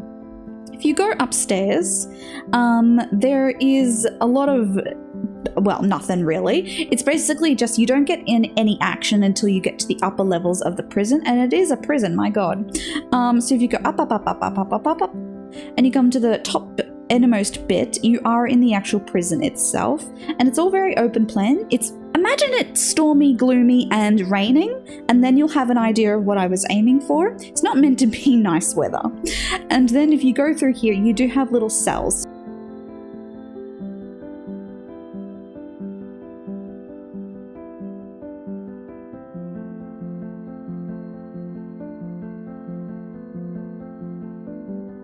But it is really depressing looking at this window and going, I could jump and I would definitely die. But then you can look out upon all of this and just see. That is Zabini Castle over there. Hello! We're going to go visit that in a sec. But otherwise, yeah, it is a very depressing build, but I'm very glad I added it in. It is actually inhabited by other creatures other than the prisoners. I created some Dementors using the Grimm character. I got Grimm and I copied him 3 times and I named them Dementor 1, Dementor 2 and Dementor 3, and they actually rent out the hallways of Azkaban, so there are Dementors on site. They are very scary and they act exactly like Dementors, which I thought was really fun. Welcome to Zabini Castle. I didn't actually intend to do Zabini Castle when I started this save, but then it sort of just happened and I felt like it, so this is Zabini Castle, where the Zabinis live. This is where Blaze and his mother, I think Serena I named her, actually live, and with her 5 dead husbands as ghosts in residence. So if we go in here, it's absolutely lovely, and we've got some family portraits. I wanted their house to be very different to a lot of the houses in the save, so this is them here. And then if we go through, I wanted to give Serena a artistic hobby, so she's got an art studio. And then moving around this way, we've got a dining room and a balcony, and then that's one of her dead husbands. If we actually go down here, we actually go into their kitchen. So this is their kitchen, and it is downstairs in the basement. And then moving on this way, I wanted their home to be very open weave. So this is actually a whole open bathroom. So you've got the basins, that's a toilet in there. And then you actually come around to the foyer again. It's an absolutely gorgeously decorated home and I love it so much. If we move up here, we actually have some portraits of Serena and her husbands as well. One of them is Blaze's father, and that is him right there. But otherwise, they are all very dead. They are ghosts and they live in residence with the family. Moving over this way, there is a little bathroom over here, and if you go through this way, you do have a little bit of a balcony scenario. I'll zoom out. You do have a little bit of a balcony scenario right here with some chairs and everything for people to come out and relax on. And then if you go through this way, you actually come to Blaze's bedroom. So it's all very fun. It's so different and I love the decoration of it. I believe they are purebloods and they're very rich. So it's not quite up with Malfoy standards, but it is quite up there. Again, another living room with a sitting area, a little bit of a library section. And then we can actually come to this bit here. This is the bit that connects the 2 castle bits. So that... If we come through this doorway here, it's another living area. And if we go down, you can have an indoor pool area. So there's the ladder down there, and it's a lovely pool area for you to come and swim. If we go up, we come to the living area again, and we can go upstairs, and we actually come to Serena's bedroom. It's a fun area. She's into what she's into, but she's a very romantic woman. She's a very confident woman. She's got a little balcony there, and this is her bedchamber. It's all very red room and everything, which I really love.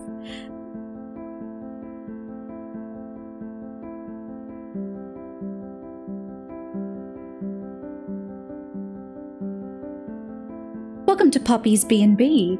This is a little bit of a different one.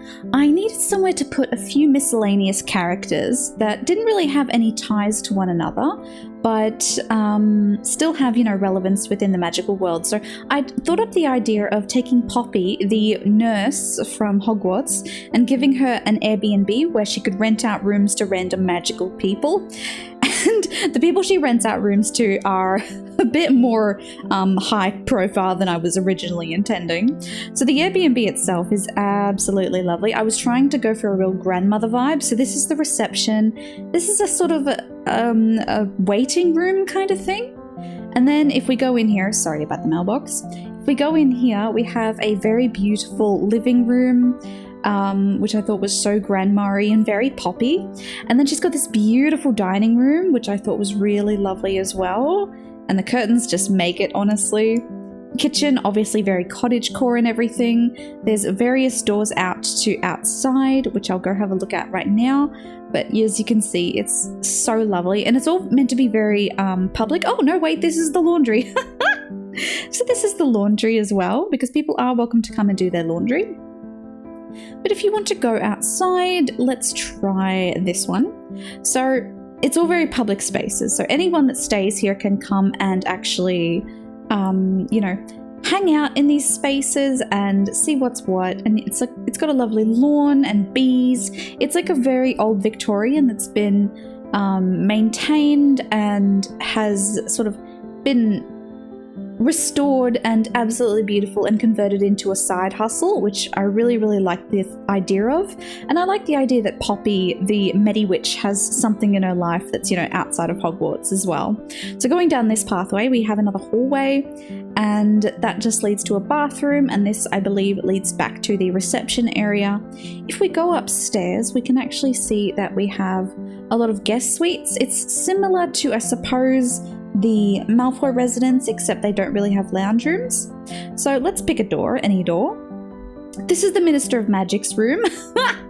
I told you they were high profile. I had made him and I didn't have anywhere to put him, so he gets a little bit of a balcony and he gets a little bitty bathroom that he shares with, let me think.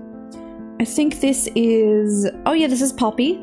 She's in her nurse's outfit at the moment. And this is what she looks like regularly, but this is her bedroom as well. This is where she sleeps. And that's Albus Dumbledore on the computer, but we'll come back to him. But she's got her own little suite. And then moving on down, we have over here, I think this is Dolores Umbridge's suite. So as you can see, very pink, lots of tea. And she has a balcony as well. And it's all so pink and cute. And I love that she has a heart bed, because of course she does. And then moving on back, we can go and see that we have, let me think, another bathroom. There's about 1 million bathrooms in this place. And then we have over here there she is herself. A little bit of a rumpus room with a balcony, of course, because everything has a balcony. And just another area for people to come and chill out. And then in this room here, we have, who lives here? It's got to be, well, I don't know, actually. I think I may have moved them out. Someone, miscellaneous someone. And then moving back through, we'll come to it. Where am I? Yes. So this, if we go upstairs again, we come to another landing that looks like this. And we can actually have another little rumpus room that looks like this. That's the Minister of Magic. And it just has a nice little den. It's more of a den, really, than anything else. And it was a very long room, and I was glad I was able to utilize it. But still, keeping to the grandmother vibes of it all. Another bathroom. And then through this door here, we come to Albus Dumbledore's suite. I don't know what was happening with the roof, but I tried to work around it. But Albus Dumbledore, obviously, he lives here because I couldn't fit him in anywhere else. So he lives at the very top story of an Airbnb. He has a lovely living room. He also has a bedroom. Just ignore the roof and it's glitching and everything. And he also has a bathroom, which I thought was really fun. I like the idea that my Albus Dumbledore is shady, and I will explain right now. This is Albus Dumbledore. He is a genius. He is self-absorbed, and he is cheerful. I wanted my Albus Dumbledore to be a bit more sinister, so I like the idea that he's not good, he's not evil, but he's very self-serving kind of thing. And he's very chess master, moving his pawns along the board. He is the leader of the Order of the Phoenix Club, which has in it Minerva, Severus, Kingsley, Sirius, and Remus. Remus is a werewolf right now. Severus is not happy with Albus. And, he's leader of Order of the Phoenix and everything. And he has a few spots open in case you want to utilize that. And in terms of his career, he is the director of academics. And I just love him so much. And I think he's lovely. And he's very biased towards Gryffindor. It's a part of his character, I know.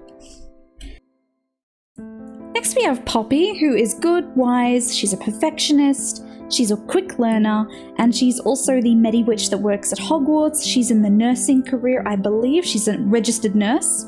And she's also works at Hogwarts, and she owns an Airbnb. So she is a busy lady, and she's just typical old lady, but she's quite lovely, and I do like her so much.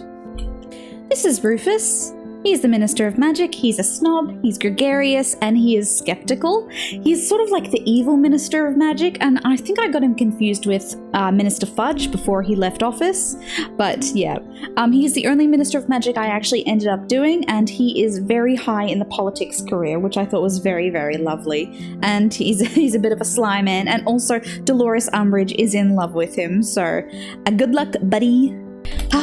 Evil, proper, perfectionist, and just super freaking pain in the ass, Dolores Umbridge. Lover of pink. She was so fun to make. Like, she looks annoying and she looks snooty. She's got this really snooty walk that I gave her, and it's like nose in the air, no, and it's just ridiculous. But I love her so much. She's one of my favorites, and I absolutely love having her in the save. And I love that she's in love with the Minister of Magic, and he is not feeling it, and everyone just does not like her at all. And God, she's cool. Welcome to the town of Little Hangleton. It's a cutie. I basically wanted to make a whole town for the very last of my people to house them, and also fill in a little bit of a story beat, because I wanted to do to Hangleton so Tom Riddle could have, 1, a graveyard he could be resurrected in, and 2, have his old Riddle Manor house. So voila, the little town of Hangleton was born. It's the first time I've ever done a little town build, and it was so cute because I've got all these little townhouses, and there's like some, basic commercial areas as well, and there's a church and everything. So I'll take you through and I'll let you see the interiors and everything. First off, we have the home of, I believe Irma Pince and Flitwick live here, the professors of Hogwarts. So they just have a super cute little area with a bedroom and a lounge room, and it's all sorts of cute and everything, and I love it so much. And I think I just wanted to give them something very homely. They are a couple, actually. I did make Irma Pince and... Oh, no, not Irma Pince. Oh, what's it called? Oh, the broomstick lady. Got nothing for you. She looks like an elf. You'll meet her eventually, and then I'll know her name. But yeah, so those two do live together, and they do live together in this nice little hut. Obviously, space was an issue for this town, so I did have to sort of really fit everybody in, but otherwise it's super cute. So if you come out this doorway, you can actually have a back entrance kind of thing. So moving on down, we have another unit here, and this, I believe, is the home of Irma Pince, the librarian for Hogwarts. So another Sirius poster. And then we have her little unit, and obviously, as I've mentioned before, Tom Riddle is a vampire in this. So above all the doorways is garlic, because I feel like all the townspeople are warding against him. So yeah, everyone has garlic over their doors, and it's super cute. And this is her little living area. It's very book-centric and lots of warm tones and everything. She's got a little itty-bitty backyard here with a clothesline and, a little bench and everything. And then if you go upstairs, there's no room for staircases, by the way, but if you go upstairs, she has this gorgeous little reading nook over here, and a little bathroom, and a dressing area, and a bedroom. So she was absolutely fun to do. And then we come over to this way. This is just basically their little commercial store. It's not much, but if you look into it, it's got, it's like a little bit of a bar / post office, and it's super cute. Moving on this way, we have, Madame Malkin and who else? Rose Murta. Madame Malkin and Rose Murta live in this little unit together. So they're roommates, and they're super sweet gal pals, and they have a little bit of a garden out the back, which I thought was lovely. And then upstairs, they obviously have their bedrooms. So this is their little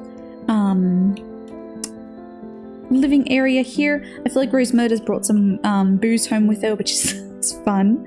And I think this is Rose Murta's room, and this is Madame Malkin's room. So they're very opposites. It's sort of like a Bert and Ernie situation. And, you know, their bathroom and everything, which I thought was lovely.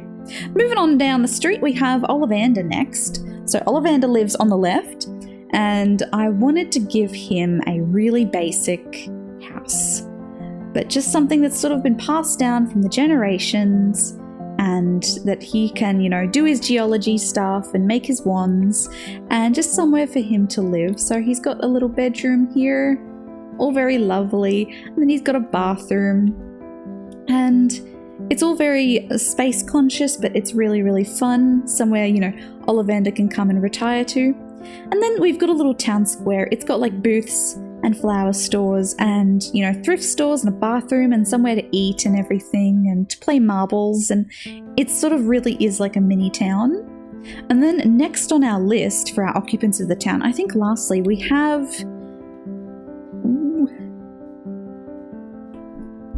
Alistair Moody. So Alistair Moody lives here. He's got oodles of garlic, and he's got a poster of Sirius Black, and he is definitely warded against evil. So he's got his eye on the prize. His house is a lot more worn down. It's a lot more ramshackle, and I love that about him. So yeah, he's got all the kind of things. It's a bit rundown. He's got a really lovely rumpus room as well. So it's over here, and it's just sort of, you know, he's got his little hobbies and his little writing desk and everything. And I think this is a bathroom in here. Lovely little powder room. And then upstairs, he would have had another bathroom here and a bedroom. Ta-da! So yeah, Alistair Moody is fun because he technically lives in the same town as Tom Riddle. He just don't know it because basically he lives here and Tom Riddle lives all the way over there. And it's just dramatic irony at this point. Church covered in garlic, and it's got a little bit of a church scenario going on. If we go down this way, we have a little abandoned cottage, and you probably know what I'm getting at here. So this is where the Gaunt family lives. This is their little shack, and it's a piece of crap. It's not very big either. It was meant to hold 3 people, but now it's just abandoned and it's really just fallen into further ruin. So it is completely abandoned, and you can do it up if you like, and it's just got a small room in here as a bathroom, and it's a whole lot of nothing. Like, this is where Moreau would have lived with her father and her brother, and it would have been all sorts of sadness. So yeah, they are up the back here. And then if we go further over, we can actually move on over to the rest of the town. So you've got a sort of bay area like that if you want to walk across, but as soon as you cross the bridge, you can actually come to a cemetery which looks really cool at night, and it's got, like, you know, a statue and a mausoleum and somewhere where you can resurrect a Dark Lord if you so choose to. Across the way, you have got a little abandoned hut that's just empty rooms and dust and cobwebs, much like the shack, and that's where the guy would have lived when he saw the lights on at Riddle Manor, come across to investigate, and boom boom, he dead. So moving on to Riddle Manor, it's lovely up there. Like, it's Muggle, it's old, it's Victorian, but it is gone to pieces. And a few people actually live here. So you've got Peter Pettigrew lives here, you've got Barty Crouch Jr., and you've got Tom Riddle. So it's basically 2.5 men if Tom Riddle was still in his baby form, which he's not. He's in his handsome forms. This is Riddle Manor. And as you can see, it is fallen into ramshackle. So it's got, you know, all the kind of dust and the cobwebs and the portraits and everything, maybe of his long lost family, little powder room here. And then moving on back this way, we've got I believe that's what is this? Is this another powder room? No, it's a hallway. And then we come back to this way, and this is the dining room over this way. And this is where Tom Riddle would have murdered his, you know, grandparents and his father, and it was all sort of sad. But who knows, maybe they were, you know, not nice people. And then if we go through this way, we have a little bit of a greenhouse in here with a painting easel. And then moving over this way, we have a kitchen, which is very old-fashioned and everything. And then you can actually use this. It's sort of like a servant's hallway from one end to the other. This is the pantry. and then you've got a little bit of a hallway connecting everything. Moving on upstairs, we have a very lovely hallway, and we'll just start down this end. So I believe this end is the nursery. This is where Tom Riddle's dad would have grown up, Tom Riddle Sr., and this would have been his room, and maybe Tom Riddle's room if life had been kinder. And then moving on down this way, we have this is where I imagine Tom Riddle's dad would have slept, Tom Riddle Sr. It's very bachelor. He's got lots of money, but it has fallen into ruin, and now I think Peter Pettigrew lives in here. And then moving on down, we have the master suite, I believe. So this is the master suite, and this is where Tom Riddle's grandparents would have slept, and now Barty Crouch Jr. sleeps in here. So over here we have a little dressing room, and then over here I believe it's a bathroom, hopefully. It's been a while since I looked at this one. And a little bathroom, and if we go this way, I believe there was a doorway here. Oh yeah, another bathroom.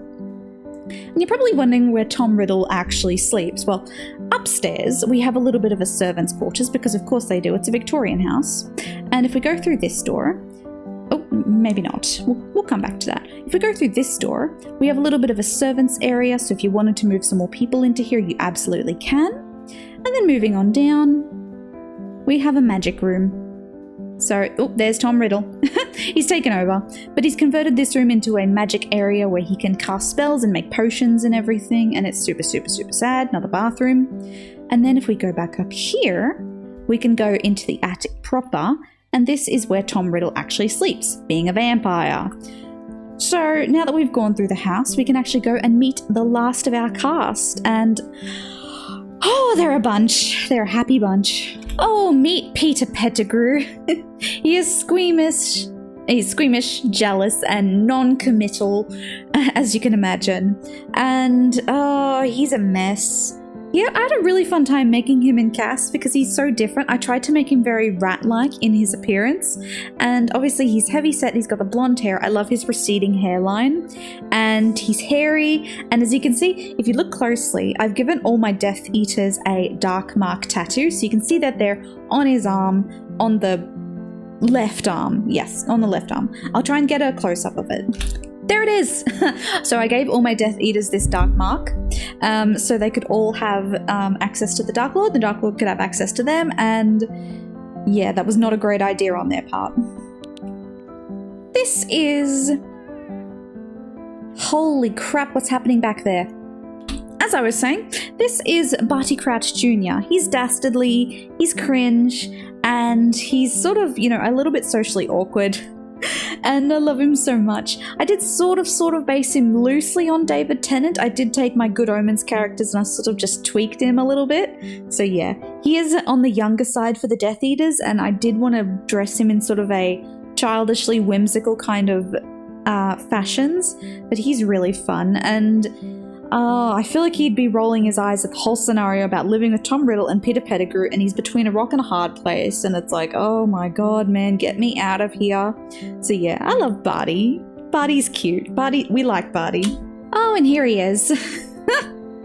So, meet Voldemort. We have Overachiever, we have Genius, we have Evil, we have Dastardly, and if I could, I'd give him Jealous. I'd give him Self-Absorbed. I'd give him so many traits that apply to Voldemort, but unfortunately I only have so much room. So, meet Voldemort. He's got the red eyes, he's got the robes, he's got the nails. He is a vampire, so this is him in his dark form. I decided to make Tom Riddle a vampire within my Harry Potter save and not a spellcaster, because here's my headcanon. Once upon a time, he was a spellcaster, and this is when he was young and everything, but when he started cleaving his soul in a few pieces and decided to pursue immortality, he went down the path of vampirism, and eventually it just came to a place of going from a spellcaster to a vampire. So vampire is obviously There he goes. A vampire is obviously mortal, but at the cost. So it's got some drawbacks. He's not good with garlic, he's not good with sunlight, but he's still quite powerful. And he's also hissy, so the hissing is good for the Parseltongue headcanon. So yeah, this is Tom Riddle in his usual form. I tried to go for an adult but attractive Tom Riddle. I based it on the teenage version of him from Chamber of Secrets, and this is he. He's absolutely lovely, but man, he is a dumpster fire. I did the brown hair, I did the dark eyes, and he's just so deceptive. He is also the head of 2 clubs, so he's got, he's also a celebrity, but not for the good reasons. So he's got 2 clubs that he's head of. So he's got the Death Eater Outer Circle, which has got Peter, Regulus, Barty, Fenrir, and Anton. And then you've got Tom. And then you've got the Inner Circle. So you've got Lucius, Severus, Bellatrix, Rabastan, and Rodolphus. There you go. So yeah, and I think it's really, really fun, and he's the bee's knees, and I do like him so much, and just the overachieving prick. But yeah, no, he's absolutely lovely, and I'm so glad to have him on board. Meet Alistair Moody. He is nosy, loyal, he's got a high metabolism, but he's deeply paranoid. He is just not having it today. Oh my god, he was so fun to make. I wanted to sort of give him wide set eyes in the monocle, just to sort of harken back to his mad-eyedness. But yeah, no, he's very heavy set, and he's sort of just so fun. I like his trench coat. Like, he's got the same outfit as Hagrid, but in different shades. But he just looks like a 70s, 80s inspired bounty hunter, and I love that for him. He's also in the Order of the Phoenix, or he bloody well should be. We'll get him on there sometime. But yeah, no, he's absolutely lovely, and he is in the government agent career. I believe he's a secret agent. He's in level 6. He is a government agent. So I thought that was very appropriate rather than making him law enforcement. He's a bit more on the espionage side. This is Garrick Ollivander. He's a maker, he's a loner, he's a quick learner, but he is also wise and creepy. He does not have a job at Diagon Alley, which is absolutely heartbreaking because I couldn't find a way for Lucius Malfoy to hire him if he owns a retail lot. They still don't give you the option to hire someone specifically. So unfortunately, he does not have a job at Diagon Alley. But he does have a job in retail as a customer support, so close enough getting there, but you know, not quite what we want. But otherwise, he's a ton of fun, still creepy. He lives in the little village of Little Hangleton, and I think he's a nice addition to the town. Next we have on the list Irma Pince. She's the librarian from Hogwarts, and honestly, she is stunning. She's so lovely. Like, I made her really moody and kind of like, she's the reading books girly that will read all the dark stuff. And she's a short story writer, so she's in the writer career. And as for her personality, she's a bookworm, she's neat, she's proper, and I just felt like she needed that sort of mean girl nastiness to her, so I do like her so much. She's also single, gentlemen, and and I love her hair and I love her outfit. Life and Death came in so much clutch.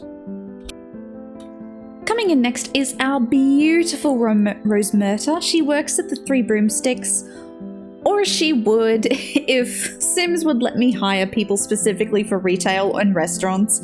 But no, Aberforth did not get to hire Rose Murta, but I believe she does work in the retail career or oh no, she's in the culinary career. She's an assistant dishwasher. Oh my goodness, so yeah. But she's so confident and sassy. She's self-assured. She's non-committal. She's not really into relationships, but she's a foodie, so she is passionate about her work, and I think she's a lovely addition to the neighborhood. She also lives with Madame Malkin. This is Madame Malkin, and I had fun with her. I made her a little bit different, but she is the gossip queen of Harry Potter, honestly. So she's ambitious, she's cheerful, but she's nosy, and she's jealous, and she's gregarious, and she's just a ton of fun. She's usually people who she helps them pick out their clothes, or she makes the clothes for everybody, so she's got such a lovely sense of style, and I really, really like her purple hair, so I feel like I needed a little bit of variation. Everyone was too same, so Madame Malkin is definitely a point of difference, and I love her. Alright, so this is my power couple, Madame Hooch and Professor Flitwick. Obviously I've made some changes. I went a bit crazy. So Madame Hooch looks a little bit like her movie counterpart. She's obviously got those lovely pointed ears and the grey hair and everything, and she's typically the one who teaches people how to ride their brooms. I like to think she's got some fae blood in her. It's like she's sort of a hybrid or a half-breed or slightly magical creature inheritance, and I feel like that brings her in a nice compliment to Professor Flitwick. Obviously I couldn't make him shorter than he is because we don't have heights, and there's also been some discussion of he's obviously, is he a wizard or is he a goblin, or is he a mixture of both? So I feel like there's a duality in his heritage. So he also has the pointed ears that goblins have, and I just made him, instead of a lovely short wizard, he is actually a heartthrob instead. So yeah, this is my Madame Hooch, and this is my Flitwick. And they are also in a relationship. They live together, and I think it's just absolutely lovely that they bond over their shared heritage, I suppose. But yeah, I like it so much. And now I'd like to introduce you to Miss Hermione Granger. Oh, she's lovely. I sort of based her a little bit on the movie counterpart, but I also wanted to take some inspiration from her book counterpart. So she's got very big front teeth. You can't see it right now because she's not quite opening her mouth, but she does have the buck teeth. She's got the very big hair, she's got the freckles, and she's absolutely lovely. And I've made her a bookworm, and the fun thing about her is that she does live with her parents, Jean and, who else? I'm not sure. She lives with her parents, but she also lives with her uncle, who is Wallace and Gromit, because if I'm being honest, I needed a place for Hermione Granger to live, and I'd already made Wallace and Gromit and their house within the Henford on Bagley neighbourhood, so I was like, I kind of don't feel like making a whole house for Hermione and her parents, so I just decided to move her in with Wallace and Gromit and make him her uncle. It's like an Uncle Festus situation. Next, I'd like to introduce you to Jean and John Granger. These are Hermione Granger's parents, and they're as muggle and boring can be. They're basically 50 Shades of Beige over there. And while they can't be dentists, I'm pretty sure I gave them a very, very mundane job anyway. I think he is a they're freelancers. So she's in the writer freelancer career and he's in the computer experts career. And I thought it was just boring enough to sort of justify their muggleness. I mean, they can't be dentists, but still, they needed something really boring as an occupation. Now, as I said before, I did move the Granger family into the Wallace and Gromit house. I won't give you a tour, but I will give you an outside look into what's going on. And it's a really fun little house, and I thought it fit very well into the English countryside save that I was doing. So it was a ton of fun to make, and I have given Hermione Granger a bed upstairs. So I will show you her room, but I'll leave the rest of the house a mystery. And I just wanted to sort of slot the Granger family into the Wallace and Gromit fan universe and just sort of make it all kinds of fun. But Hermione Granger has this lovely, slightly girlish but very bookish and sensible bedroom. Books galore in here, and it's just absolutely so much fun. She's got like educational posters and stuff, which I thought was super cute. And yeah, this is Hermione Granger's little bedroom. Alrighty, so I think I've given you a fair tour of absolutely everybody at this point. So this is basically the save as it stands now, and we've basically gone through most of everybody. These are the Dementors of Azkaban, by the way. That's their household right there.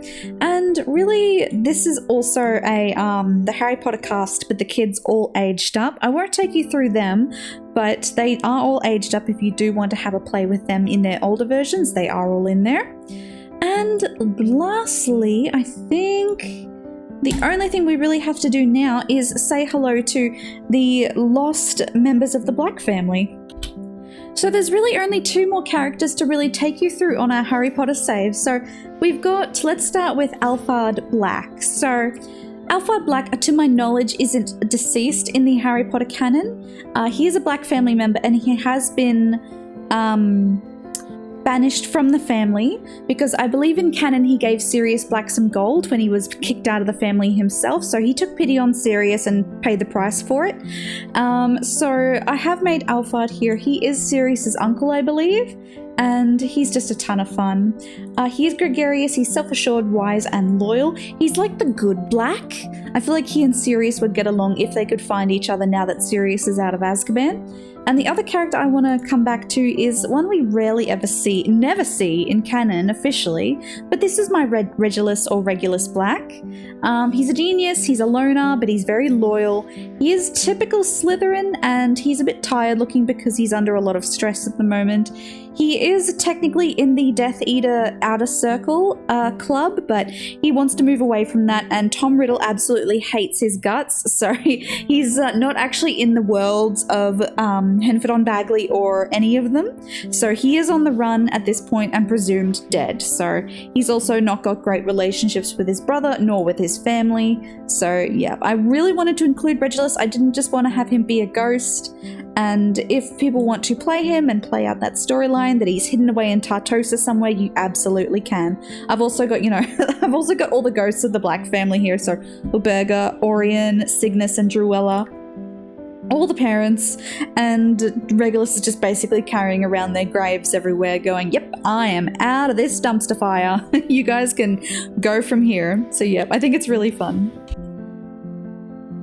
And officially, everybody, that is the end of the Harry Potter Save Tour. My god, thank you so much for if you stuck it out this long and seen the end of the video.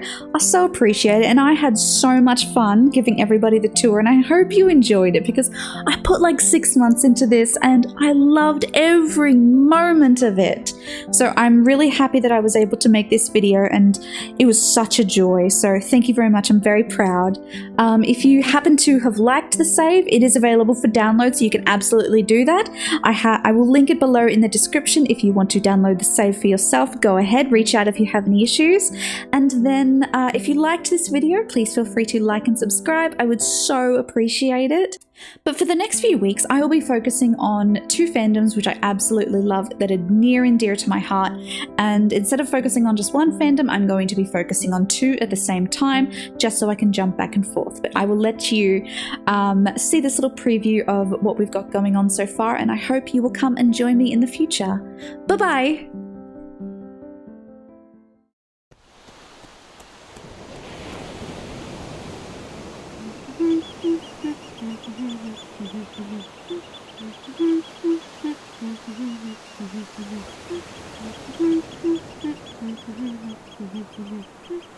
Mm-hmm.